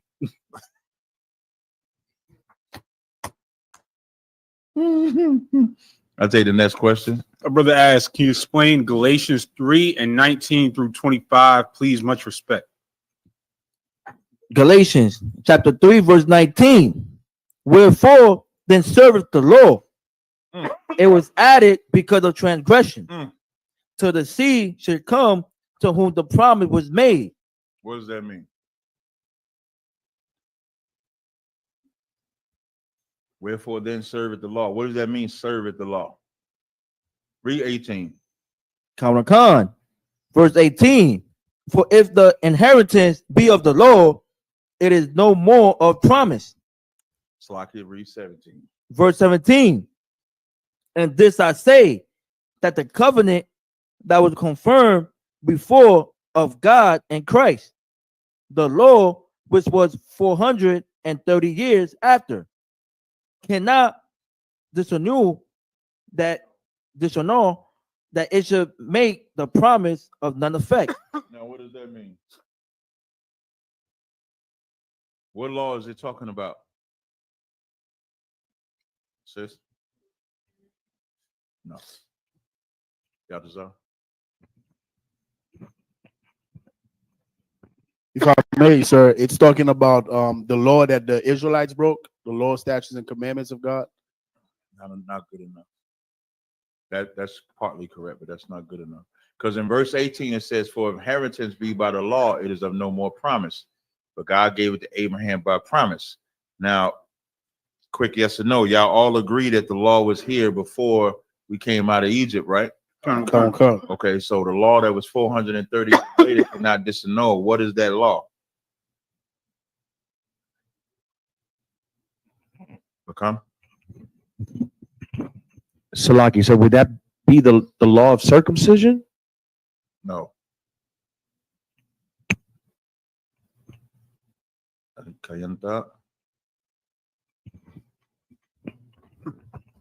Slakia, the law of sacrifice? No, simpler than that. Y'all gotta notice it. That's it. No. It's just the punishments of the law. That's all. Punishments.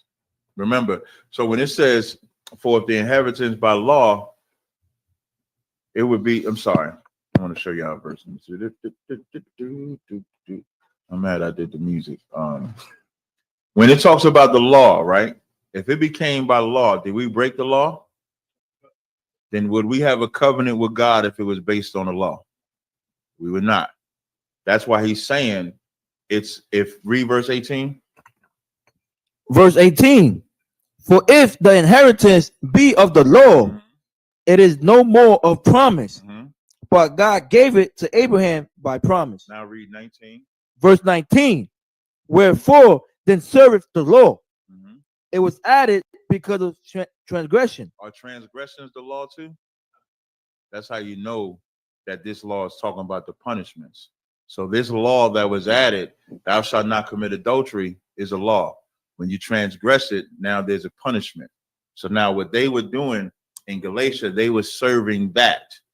They wasn't actually, like in here, we serve not being adulterers. What they were doing back then is they were serving stoning the adulterer. It wasn't about teaching you how to not lust after this woman. It was only, "I'm gonna punish you or kill you if you sleep with this woman." But there was never a blueprint to stop lusting after a woman. Never a blueprint to stop cheating on your man or committing adultery with a man. It was never a blueprint on how to stop serving idols.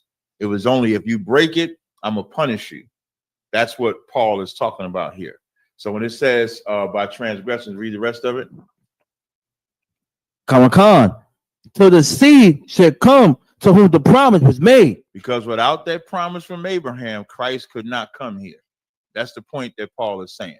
What Paul is saying is that if it was based on the law, which we broke back in Jeremiah, Christ could not come here and redeem us because we broke it.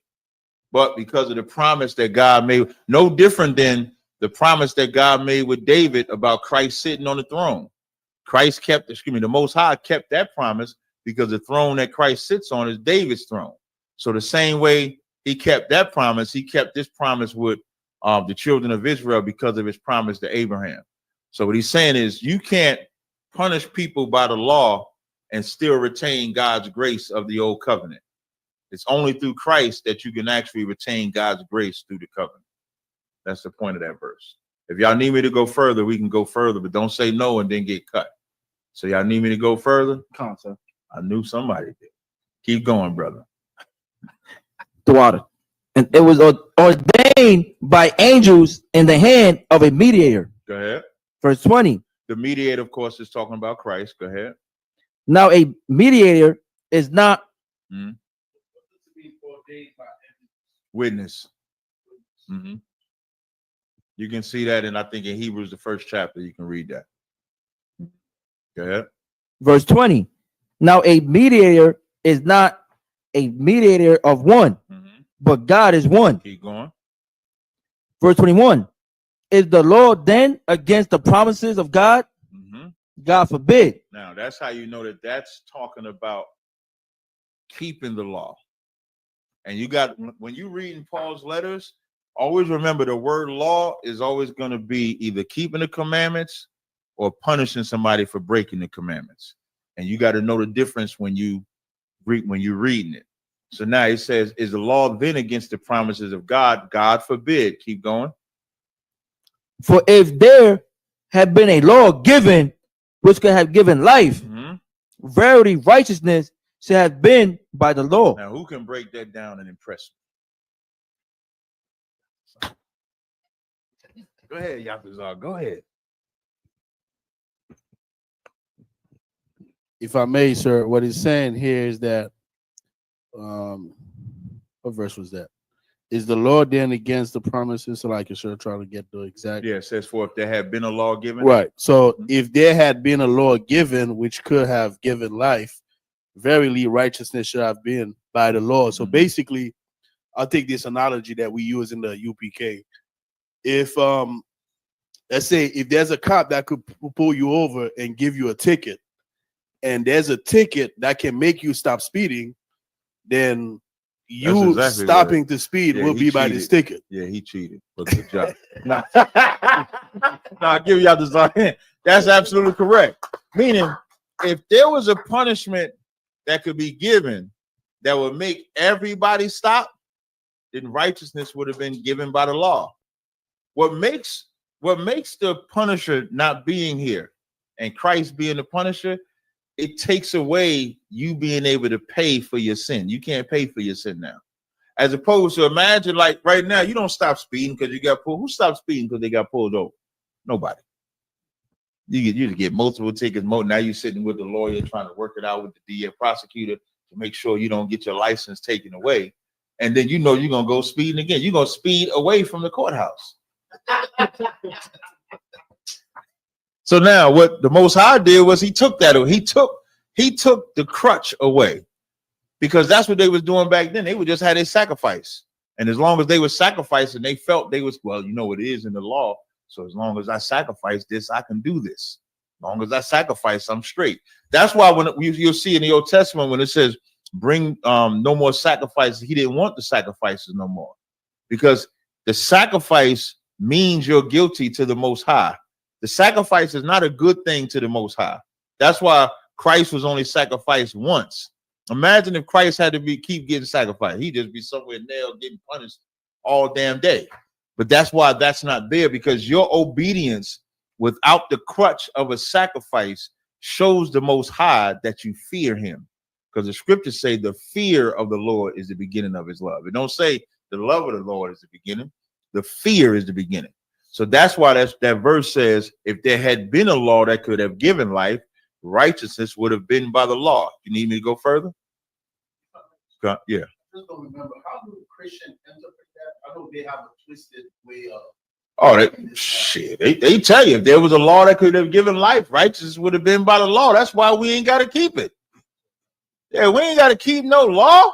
The law don't bring you to life. Jesus brought you to life, and he nailed it to the cross. What he nailed to the cross? The law. What you gonna say, sis? You gotta hold the mic, sis. What? Oh, Jesus Christ! It's on, sis. It's just like when David was caught in his crime, and the prophet came and told him what he had done, but he didn't repent right away. He waited because he thought he never repented until the prophet came. Right. So then when he repented, that's when God said he wasn't going to kill him. But God still punished him, though. He punished him, but he didn't kill him. All right. Do you need any more? Okay, you're good. All right. Quick shout out to the super chat. It's 8:40. Okay, yeah. So I want to get into the subject of our oppressor is shocked that we should fight back, right? So I want to play. You got the videos I sent you? Concert. Let me see which order I want you to do them in. So I sent Aishaya Allah some videos, right? The first video, do you got the one with the brother that got choked out in New York City? Concert. Can you play? Get that one first. I want to show you some. So now, for those that don't know, Carmelo Anthony, young black man, intelligent. He got like a 3.7 GPA in college. Excuse me, in high school. Athlete, runs track. Right now, he just got out on bail. His bail was $1 million because he unalived a white boy. The white boy came to the tent. Apparently, they saying Carmelo wasn't supposed to be in the tent. We don't know if that part is true. The white boy come to tell him to move up out the tent. Carmelo don't want to move up out the tent. As the white boy trying to be aggressive with him, Carmelo says, if you touch me, watch what happens. And like every indignant white boy, he decides to touch him. Now, why do white people think they could do anything to black people? Who knows? Very simple, very easy. They just think they got authority. Yeah, because they've been doing it for years. For 500 years, as long as we've been in here. Like, I was doing this interview with Mark Lamont Hill. I said white people are inherently racist, right? This morning on Clubhouse, like 8 something in the morning, Wax sent me this text, hop in the room because they got a white girl in there. She mad because I'm saying they're inherently racist. And I'm telling them that they is. Well, what do you mean? I said, well, from a kid, they're taught to be racist. Go on my Instagram page real fast. Go on my Insta. I'm gonna show y'all what I mean. Go on my Instagram page real fast. I'm gonna show you right where to go. Scroll down, scroll down, scroll down, scroll down. Keep going, keep going. You're gonna see like a little picture with a little kid. Let's see, keep going, keep going. Wait, keep going. God damn, I post a lot. Come on, keep going. Is it that far down? Keep going. Let me see if it's keep going. I may have to look myself. Keep going. It ain't a picture of No, you must have passed it. Scroll up a little bit. I'm going to show y'all something. I'm going to show y'all what I mean by inherently racist. Keep going. No, keep going. Keep going. Keep going. Do I got to find it myself? I think. What you looking for? When they was doing the doll test. They was recently doing a doll. No, you passed. Let me see if I can find it. You're going to see like a little white kid in there, right? I'm going to see if I can find it quicker than you. See. Bear with me 1 second, y'all. I got it. You got it? Nope, that's not it. No, that's when the little kid. Well, no, play that one first. Play that one. Play that one while we find. I love these little kids right here. Yeah. What? I love these little kids right here. These are some free little boys right here, boy. I will. I just sent him someplace. No, you gotta bring it back. You gotta bring it back so they can hear it. Like he have one side of the world. So they can hear exactly what he said he will to.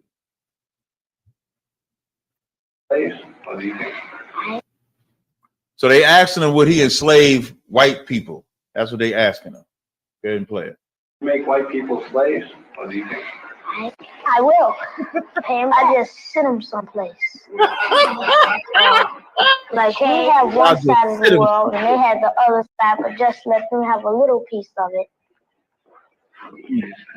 They say we build a big brick wall and say the same thing. What's that? That they have a little side and we build a big wall so they can never get over, and we have a big side. Why would you do that? And on the other end, so they won't get on the outside. I mean, you think they just messed up or what? They'd be trapped if they try to get over. We'll shoot them. Well, why would you do that? I mean, you think they deserve that? They deserve it. Yep. Why? Because they killed some of us. They chained some of us. They whipped some of us. Yeah. And they stabbed some of us. Yeah. They shot some of us. Now them are some good kids. Get them kids in here. Damn right. That's all. I still can't find it. Okay, Quick so shout out to Malik for the $10 super chat. Nah. And did you hear, sir? They I think Hollywood saw this and say, "Damn, we need Superman. We need to start coming with some white superheroes." I'm listening. I'm mad as hell. I can't find this video. I think stuff like that. I remember when Elon Musk came in with the Doge, right? The government efficiency department, and they had a program to pay Arabs to play Sesame Street on TV, because that's the thing that was keeping them from, the young minds in Arabia to not, commit jihad in America. Say that. Break that down again. Say that again. Remember one time I'm about to email it to Commander Jehan was it Commander Jehan or Jim Hyman was talking about Sesame Street was to teach black kids and white kids to be tolerant of black children because of all of the colors of the people in the cartoon. Right. And then Elon Musk was like, I don't know why we got all these Sesame Street programs. We pay millions of dollars for Arabia, Saudi Arabia, to play these Sesame Street because it came from here. You know what I mean? To teach people to be tolerant of someone else who's not like you. Right. You know what I mean? That's why when you see, listen, every cartoon you see is to teach you to be tolerant. When you watch SpongeBob got a damn sponge, a crab, krill, an octopus, all of them living. They got a damn squirrel down there. All of them just living together to think that they kumbaya. One like they're scum. And I'm gonna show you. Got the video yet? I want y'all to watch this video. When we say inherently racist, I want y'all to watch this. The ugly child. That one. Show me the dumb child. Dumb child. Right there. Okay, why is she the dumb child? You ain't gotta have me on the screen. For them to see. I don't have to do the ugly child. That one. Show me the dumb child. Dumb child. What? Okay, why is she the dumb child? Because she has black skin. Okay. Show me the bad child. Why is he the bad child? Because he's really dark. Show me the dumb child. Why is she the dumb child? Because she looks black. Show me the good child. Now these are all white kids. Why is she the good child? So now we like to think that they only did the doll test back in the 50s. No, this is what I mean. When I say inherently racist, they didn't have to teach them who the ugly child was, who the dumb child was. They knew exactly who the dumb child was, and it was the dark one. So when that white boy comes to Carmelo and thinks he's gonna move, he believes he's gonna move. Why? Because I'm white, he's black, he's supposed to move. The white boy said, the brother said, I'm not doing that. Texas is a stand your ground. So now Carmelo is standing his ground. When he puts his hand on him, and for those that don't know, verbal assault is justifiable means for stand your ground, because you can't measure somebody's fear based off of that. So even though it's not aggressive, like I'm gonna kill you or something like that, any verbal assault that brings about fear, you can make it self-defense. That's why even when they caught him, they asked, but they didn't catch him. He stayed there. And that's another thing to think about with this brother. He stayed after he stabbed him. Like if you and stand your ground is if you feel verbally attacked, you can defend yourself. And nobody can measure your fear. You can say, I was afraid of what he would do by his verbal assault. And you can defend yourself with verbal assault. I'm gonna show y'all the clip of someone shooting somebody. I'm gonna show you. So then he stabs him, and he didn't run, which is impressive, because most people, when you do something like that, you would run. He didn't run. He stayed right at the scene. When the cops came, he said, is that self-defense? The reason why he's saying that is because he's not running, because he's defending himself. So they can't even paint. And here's the thing which America is mad at. They can't make him a criminal. They can't make him a thug. They can't make him dumb. They can't even say he ran away. He stayed there. And so now the earth is in an uproar over this. So I just want to highlight, can you give me the one? I'm gonna show you something. So now they mad because black people are supporting him. Because of course, white people, they don't just hate him, they hate the whole family. Family got to go into hiding. Now, don't play this one yet. Is it play the oh no. Yeah, play this one. Play this video first. Play this video.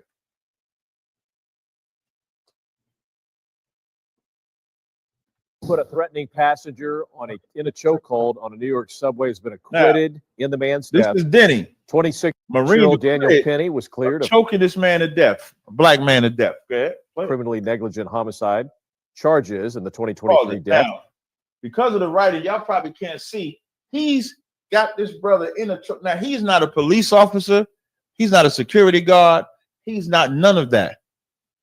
New York don't have stand your ground rules. That guy in the subway station, I think he imitated Michael Jackson or something like that. He didn't do nothing to him, but yet he choked him to death and was acquitted. Now, who knows what his reward was for doing that? Who knows? Yeah, his reward. Not you. Nope, you can't answer. I don't know. What? No, I don't know. I don't know if I want you to answer. Sis. Freedom, yes, that's his reward. What else? You know, Kayana thought? Let me see if Kayana thought. It's like it, sir. The president brought him to a college game. We got it. Now he choked this brother to death. Right? A black man to death. He had no right to choke him. He got acquitted. You got acquitted with Trump. With Trump. Yeah. But let's can you play it? That he believes Daniels is a good guy and that he hopes he's able to have some fun at this game and appreciate. He said Daniels. His courage. Now, why do y'all think he's a good guy? Why do y'all think he said Daniels is a good guy? Because Daniels unalived a black man. Daniels got away with it, where the vice president and the president says Daniels is a good guy.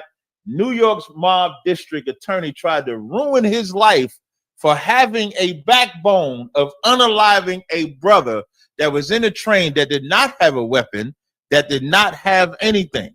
So when they try to make it seem like we're wrong for standing with Carmelo because he defended himself in a state that allows you to defend yourself. What Daniels did is not in a state that allowed you to defend yourself, and he wasn't even being attacked by this brother. What's the next one you got? Yeah, God. He's able to have fun. Appreciate how much his fellow citizens admires his courage. You know what his courage is? You know what that means? His fellow citizens, meaning y'all do the same thing to a black man. And if Carmelo does not stand up against that white boy, who knows what that white boy does to him? If Carmelo Anthony doesn't pull that knife out and defend himself, you know what the story would be? White boy beats up another black boy, and it would just be the norm. Because the norm, what's the shocking part to white people is that a black man actually defended himself against the white man's attacks. Because we will rather shoot 100 niggas before we would defend ourselves against one white boy. That's the norm. You know how gangster niggas, listen, that shit in California where you got to check in. When has the white boy ever had to check in? What white person flies into California and then got to check in with the gangs in California to be safe? He can't go to Roscoe. Wait, no, the white boy could go to Roscoe's and get chicken and waffles. A brother got to make a phone call so niggas don't kill him. So that's the norm in America. So white people know that too. White people look at a black, oh, I'm just going to do what I want to you. And that white boy thought he was going to do what he wanted to Carmelo Anthony, but not that day. Carmelo said, I'm going to defend myself this day. And he had every right to defend himself. What else you got? Lead detective Kyle Rittenhouse. Now, Kyle Rittenhouse walked outside with the AR-15 and shot black people. Now, he was found innocent too. Play it. videos that are now critical in the case. Now, this is him. Jurors shown never before. People, Kyle Rittenhouse wasn't in danger. He also wasn't a police officer. He wasn't in the army. He wasn't security. He wasn't nothing. He just a white boy walking through the black neighborhood and shot black people. And he was found not guilty too. He shot white people.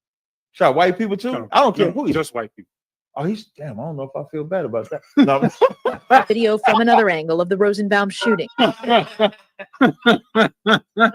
now he's allowed to walk through that city with a AR-15, shoot people. Now, Daniels, Rittenhouse, Zimmerman, the cop in Minnesota that unalived George Floyd, they all got millions of dollars, well, hundreds of thousands of dollars in support from white people. Nobody batted an eye.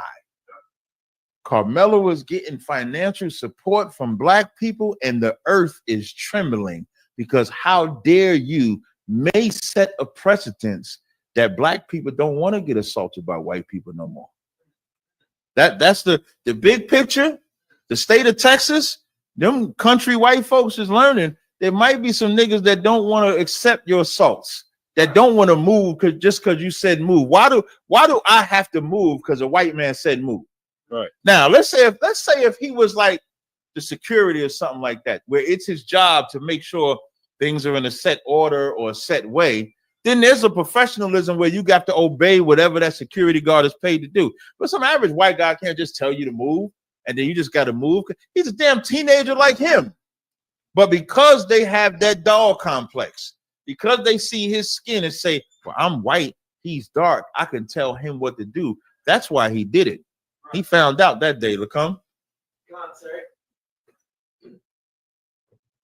So that kind of reminds me of the incident about what's the brother's name? Aubrey something, who he was shot and killed for jogging in the neighborhood. Mm-hmm. He did nothing else. There's nothing else. Somebody get me Psalms 13 and 2. The scriptures I want you to give me Psalms 13 and 2 and Psalm 73 and 6. And Psalm 73 and 6. Who has 73 and 6? You got that video I sent you with in Virginia? You get that video? In Virginia? Yeah, look at your email. It's a video I sent you. No, not that. Never left. I thought I sent you. I didn't send it to you. Salaki, which one you wanted first? I thought I sent it to you, Salaki. Psalm 73 and 6.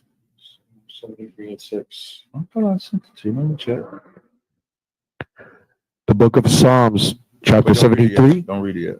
I don't want to check and see. I thought The only thing I got left is the Alabama Brawl. The who? The Montgomery. Just the Montgomery Brawl, that's it? Hold on.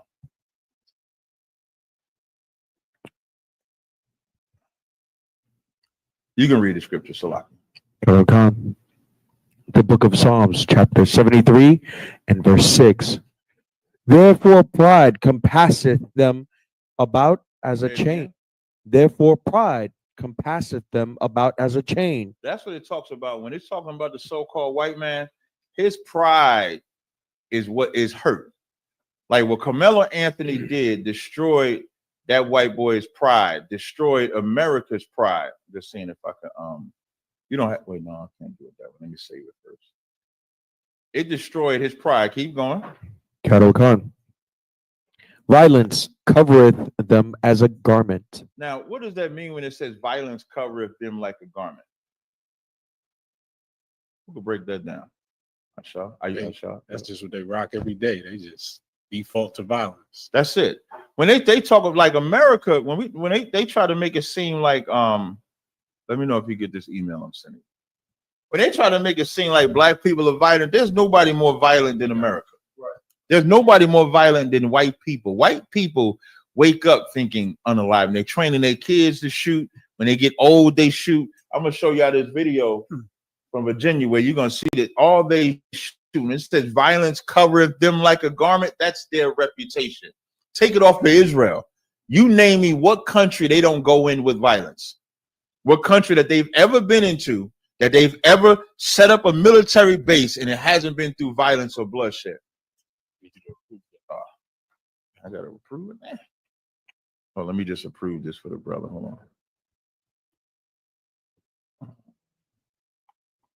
Approve this. Bear with me 1 second, y'all. I made sure real quick. All right, do you got it now? Good, I'm listening. We will be closing out the Feast of Unleavened Bread this Sunday, sundown, April 20th, sundown. We will be closing out the Feast of Unleavened Bread. All right. Right. Let me see if I can send it. Right. And everybody should be here in headquarters or whatever ISUPK school is near you to celebrate the closing of the feast with your family. Did you see, sir? You said the $1 million bail. They lowered the bail, and then they attacked all these Edomites attacked the judge that lowered the bail. Yeah, they doxed her. Yeah, they doxed her. With dox, for those that don't know what doxing is, meaning they reveal your address, Like even the Carmelo's family, they can't live where they living because the father can't work the job. They can't do none of that because he stood his ground and defended himself. Now, that fear that they going through, that's what y'all go through every day standing for this truth. You know, y'all on the FBI terrorist list, y'all on all of that. And these are all the things that we're going to all go through. But their shock can't be your awe to where you don't believe that you can stand your ground too. Because the opposite of standing your ground is dying. Carmelo might not be here if he does not stand his ground against him. It'd be another story. You know what the normal would be? Wait, before we play, you got it now? Can you play that video now? What? What's that? So you bring it to the beginning. What? You get rid of me altogether. There you go. What's that? Now pause it. Bring it back. Just pause it. But bring it back to the beginning so I can set the stage. Now, in this video, this is another example of stand your ground. This is in Virginia. This is going to be a YouTuber is about to walk up on a white boy just with the phone, trying to film him. And then watch what happens. Play it. What? What's that? No. Yeah, my business will help stop. Stop.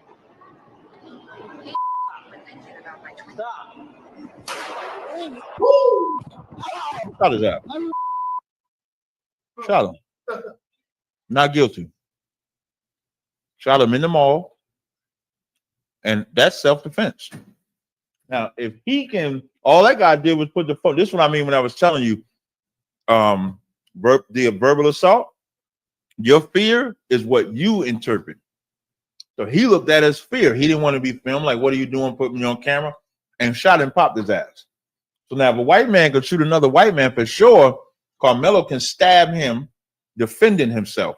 He didn't. If Carmelo would have just whipped out the knife and just stabbed him for no reason, he'd be in jail. He'd be a criminal. But the fact that he stood his ground and did self-defense, that's what pisses white people off, because how dare you go against the norm? And the norm is for us to bow down. I'm gonna give y'all an example. Give me the Montgomery Brawl.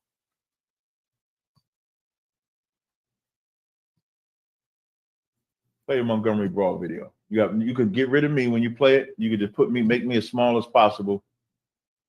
Wait. Oh, wait. I'm gonna have to send you another one. Hold on. That one too, my bad. Hold on, I'm gonna send you another one. Hold on. Okay. Because the one I want to send you, Chicken. You want me to play this one while you look? No, I don't want you to play that one. Just bear with me a second. Where's the other scripture that I asked for?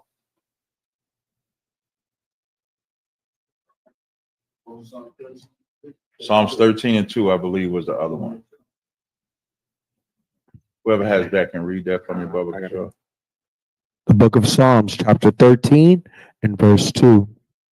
How long shall I take counsel in my soul, having sorrow in my heart daily? How long shall read that with some power, Salah? Sir. How long shall mine power be exalted over me? Wait. How long shall what? How long shall mine power be exalted over me? Keep going. Verse 3. Consider and hear me. No. Read it from the top. Karakan. The book of Psalms, chapter 13 and verse 2. How long shall I take counsel in my soul, having sorrow in my heart daily? Having what? Sorrow in my heart daily. Keep going. Now, the sorrow in the heart daily is what blacks, Hispanics, and Native Indians suffer every day under this oppressor. When it says, how long shall I take counsel in my soul? Meaning, how long am I just supposed to sit and accept what the white man has given to us? Accept their crumbs, accept saying, yes, sir, no, ma'am. Bow on my head every time because I'm in such fear. You know, the barrel of laughs. You ever heard the term barrel? You know where that come from? Because black people couldn't even laugh. If they wanted to laugh, you had to go to a fucking barrel, put your face in the barrel, and then laugh in the barrel. You wasn't even allowed to laugh. And that mental oppression, them dolls, you know, when they show black kids the dolls, you know, they say the black kid is the ugly kid too, right? And the white kid is the beautiful kid too. So how long do I take counsel? How long do parents teach their kids to belittle themselves to white people? You ever notice mothers and fathers, when they're around the black kids and they're around other black kids, they can act as wild as they want. When they're around black families, they can act wild as they want. When they go to the supermarket and they're around white people, don't you notice they tell them to be quiet? Don't do this, don't do that, because they don't want to embarrass themselves in front of white people. They don't care about black. So that's it. When it's saying, how long shall I take counsel in my soul, having sorrow in my heart daily? Bowing to the white man is having sorrow in your heart daily, because it's not a natural thing to bow down to any race of people. You ain't got to believe me. Do white people bow down to a race? White people don't bow down to their own race. If a white man is offended, he just shot his own another white person if they're offended.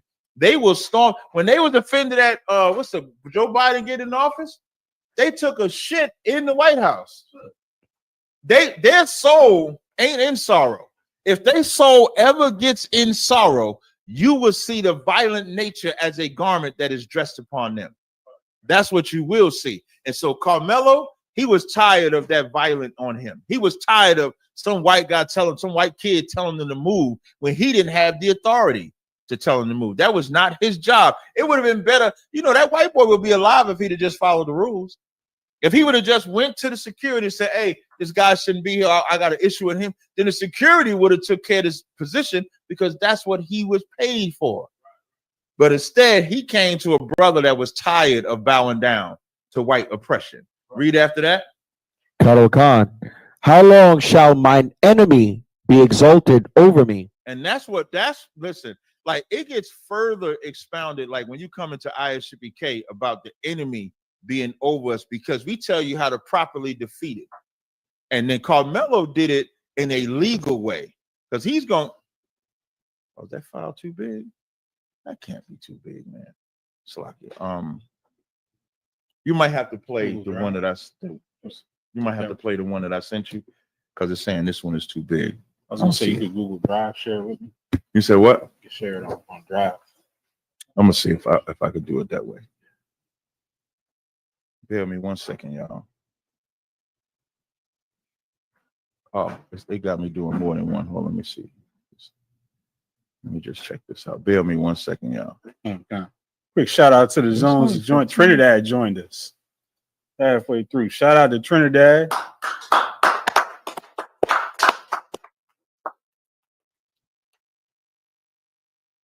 Come on, this can't be. This is not that big. Let me see. It might go through this time. Fuck yeah. No, it's not going through. You can just play the one that you got. So the Montgomery Brawl that I wanted to play, right? The only difference with this one is that this one had watch till the end on it. You ever see them videos where it says watch until the end? Now, why do y'all think when the Montgomery Brawl video played, it said watch until the end? Who knows why? Sis? That's true, but why did it say, why do you think it says watch to the end?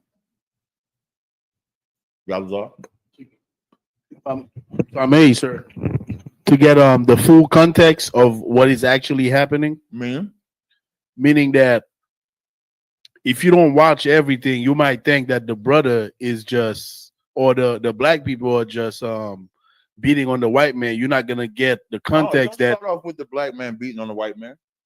No, that's what I'm saying. The beginning of the video starts off with the white man attacking. Right. So why does it say watch to the end? So that we can see, so that we can see black people actually standing up for themselves. So why does it say watch to the end? You're right. We're gonna see black people standing for themselves. But why does it say watch to the end?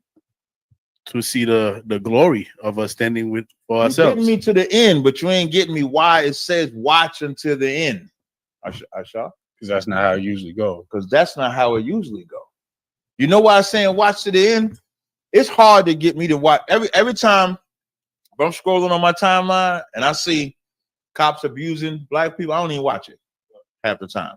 If I see a white man doing something to a black man, or a white woman doing something, I don't even watch it. Because the norm is this is what white people do to black people all the time. Why do I got to keep putting that into my mental? That watch until the end, because the first time in a long time, play the clip. This got to be something. This should be real Black history right here. Play that clip. Not to leave it there, and they left it there. You got to show me on the screen. Yeah. Now watch. They were singing. We threw that hat in the air. Now they attacking him. You know, ain't nobody coming to save him. Another white man came and attacked him. Ain't nobody coming to save him. Who gonna come and save him? Nobody. And then all of a sudden, wait, look. Then all of a sudden, what happened?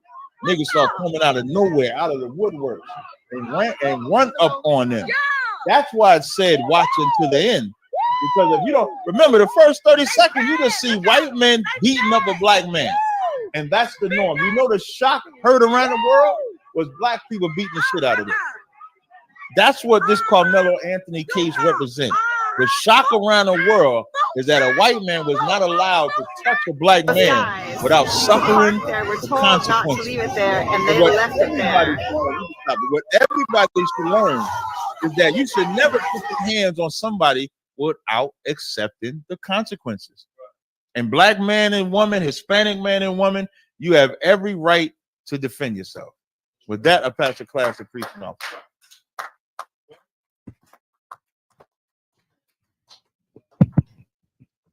Men of Israel, Imajim, which means to stand. Men of Israel, we are going to give one courtesy salute to the teacher. One courtesy salute. Men of Israel, Imadim Shabbath, Imajim, Barak, Yahweh Bashem Yashai Barakatham, Yajam Matah, which means hands down, Sar, which means turn and face the sisters. Men of Israel, we're going to give one courtesy salute to the sisters. Men of Israel, Imadim Shabbath, Imajim, Barak, Yahweh Shamar Al Thun Ba'ashim Yoashai.